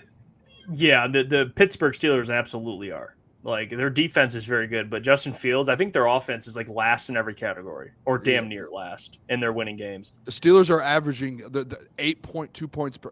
They're not averaging it, but they're only giving giving up 0.2 points per game. Like it's ridiculous. And honestly, obviously they're not going to do that all 17 games. They're probably going to be the lowest though. They're going to be the lowest in the NFL at the end of the year. That defense is going to hold it. As long as they stay healthy, defense is going to be. That's how they're going to win every game. Terrell from FL, my guy, says Mailbag, dear shout Jeff out. Caleb is trash. I mean, he literally, it's not a question, Terrell. That's a statement. I mean, you literally just, dear Jeff Caleb is trash. Yeah, that's just a. It's been a while since I've heard from Terrell from FL. He Yeah, used to he's, call into your guys' show, and then he used to call into my show as well a couple times. I love Terrell from FL. Great absolute legend, listener. Yeah. Terrell from FL. What a That's an legend. absolute legend. Yeah, he'll watch the show after I think that we're live, but yeah, He's a love legend, man. I wish we had callers, and I hope we get callers at some point.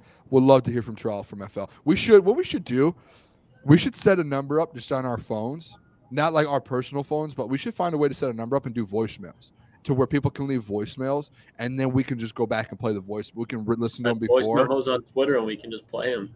I guess we could do that, but if we somehow do voicemails, like I know a lot of bigger podcasts do voicemails, and they'll have a number you can call in, like a fake number on an app.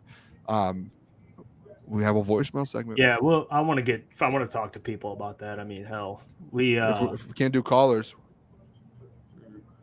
yeah, I mean, find a way. That's something we're gonna figure out because I think it's so important doing a show like this, talking to people. Like that was one of my favorite things at talking on air is like talking to people, which we're gonna figure all that stuff out eventually because it is important. All right. Let's see. Gary says, how come the Lions are not trading Houston? They aren't playing him. I think not trading him, I would say his value's diminished. And also, what are you going to get for him? And the injuries they have. I think they kind of need him. Not that they'll play him, but just to have him, just in case. They have to play him. And I don't think they're playing him because of I think James Houston, when he was a rookie, was like on par with the roster. And I think the better the roster got, James Houston stayed here. Or decreased or got worse. And the roster's so good now. Like Dan brought it up. Who do we bring down if we're bringing James Houston up? Yeah. Who are you bringing down? Great question. How would you guys grade golf season so far on a scale from 1 to 10? It's a good question. I would go completely honest. You guys want to be honest? Yep. I would go probably a 6. I think a 6 is perfectly fine. I think that's fair. I think 6 is like you have improvement still. He hasn't been like terrible. You're 2-1. He's made plays. He's had that first half. He closed out a couple games now. Like he's been decent. I think for his expectations of being a top 10 guy, end of the top 10, like 8, 9, 10, you'd have to say probably around 6. And then he has improvement. If he kind of gets things going a little bit and he starts to pick back up, then you can go 7, 8, 9. You can get him up there. Yeah, I'd say the same thing. I don't think he's lost us any games, but I don't think he's been in a position to win you any games either. So I think between like anywhere like 5 to 7 is a good range. Yeah, I would 10 being obviously MVP level. I'd probably go then he had a great first half. Maybe it bumps it. I'm stuck between like 5 and 6 for sure. I think 6 is like yeah. 5. You're saying he's playing like that's a little lower to me. I'll go 6. I'm with you. Glad we're all on the same page there. I didn't have to convince you at all to get to 6. No. That's fair. Shout out Terrell from FL one last time. Shout out. Yeah, I just saw Matt and Mailbags. Jeff, we showed the picture I sent you on X. He just sent me shout out to Matt. He sent me He sent me a cleat that has high heels, and he said this is Caleb Williams' actual cleats. He'll probably look great in it. Jesus, man, you sicko. Yeah, this guy. Let's see. Mr. Detroit City Mailbag. Why is Crunch Time Sports so good? Well, I thought that said CTE The at first. people. Thought that said CT is not good. Yeah, I was like CTE. Come on, Mr. Detroit City. I love you, Yeah. brother. No, no CTE. Well, because you know what? We get to do this every day. It's a lot of fun. I look forward to every show. This is a blast, and you guys make it so much more fun. You do. The support has been tremendous. Even post getting demonetized, I'm still finding ways to enjoy it. All right, it's a blast. It's a blast. What up, Boone? What's on your mind? I just want to say we're talking about CTE real quick. Klotz, you played a lot of football in your mind. I remember in high school, Klotz, like you got CTE. back in 2014, 2013, 2012, like then, the helmets weren't up to date like they were now. They were like different helmets, and in middle school, they were tough helmets. I remember going out to practice. I don't know if anyone from my high school or anyone who watches the show or that I played football with ever remembers, but dude, I would go out to practice some days, and I would have like the worst headache in the world after like getting hit, and I would go for like the next 2 days. I would like go home with the migraine puking. And now I look back at it, I'm like 80% sure throughout my high school career. I stopped playing my junior year. I was like, I'm pretty sure I just had concussions throughout the whole time. I think I just got hit hard in the head a lot. Like I think would have like the very biggest accurate migraine. assumption. I think that I think it's showing a little bit now, but you know what? Maybe the CT could develop the Booner path along with it. Maybe there would be no Booner path without the CTE Booner. So Like the way you think. I would be like, Coach, my head hurts so bad, they would throw up. Oh, you're good. Here, like, and they'll be like, it's like my parents like sent me with like some like ibuprofen or Tylenol or something the next day. I'm like, dude, my head's hurt for like 3 weeks now, and then I'm still out there playing football, just getting hit like, oh. And it would happen every year. Like every year, I would go out there, and at some point, multiple times throughout the season, I'd be sitting at practice like, dude, my head hurts so bad, I want to puke. This is why people But need. no one knew about concussions back then. This is why people need to tune in at the end of the show, like because of shit like that. I mean, like that. If you stay till 10:02, you just heard that. So I do have CTE. Booner is the Probably. way he is. Yeah, Booner just admitted he might have CTE, which, you know what, Boone, it's shaped you into a very fine human being, a very fine broadcaster, and it's made you who you are in the most friendliest way. So you know what? Shout out Donkey Kong too. That man comments on every one of our videos and says F the Booner path. And by the way, I know we're going all the way over here, and we're going to address this tomorrow when there's more than 140 people on. I'm going through our comments yesterday. Jeff, he has a hearing tomorrow with the Booner Path, officially with me and Klotzy and Gentry. I'm going to talk with Klotz off air, and we'll have a hearing tomorrow for you and your where you're at on the Booner Path, because you might have a big demotion. Because if no one knows this, I'm a janitor. I mean, I don't know. No, you weren't. You're an account executive. You're an account executive. The Donkey Kong tweeted or commented and said, F the Booner Path, we need those shirts. And there's no way I would ever let those go up on the store. But this guy, Jeff, liked the comment, and it shows up on my end, liked by Crunch Time Sports. So this man, he has some explaining to do. He has some explaining to do tomorrow. Hey, That's talk to your lawyer. Talk to your lawyer. I'll speak to my counsel. Klotzy, that we have that inside our family right now. That's a problem. We have to have some conversations, Klotzy. You got some snakes in the grass. Yeah, there's a problem. And I promise you, that's not the CTE talking. Family, yeah, no. Oh, I saw it with my own eyes. Weed whacker, Boone. I know. He saw the Crunch Time hearted it, and he's like, "This son of a bitch." Instantly, I screenshot it instantly. Well, Booner Path is my baby. Yeah. All right, let's get out of here. It's getting a little heat. It's getting a little hot in here. I almost removed you. I don't want the pressure. The pressure's getting. All right, hey. Appreciate all you. Stream. Like the stream. Continue to support. We appreciate you guys so much. And again, videos every single day.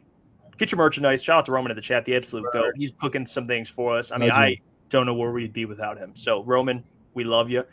In the chat, we love you guys as well. You guys mean so much to us, man. Seriously, it's huge. We'll catch you guys tomorrow, Thursday show. We have a special guest joining. Can't wait to pick his brain. I just gave his very, very smart human being, knows his stuff, and you're gonna want to be there. Until tomorrow, we'll catch you guys. Have a good one. Love you guys. See ya.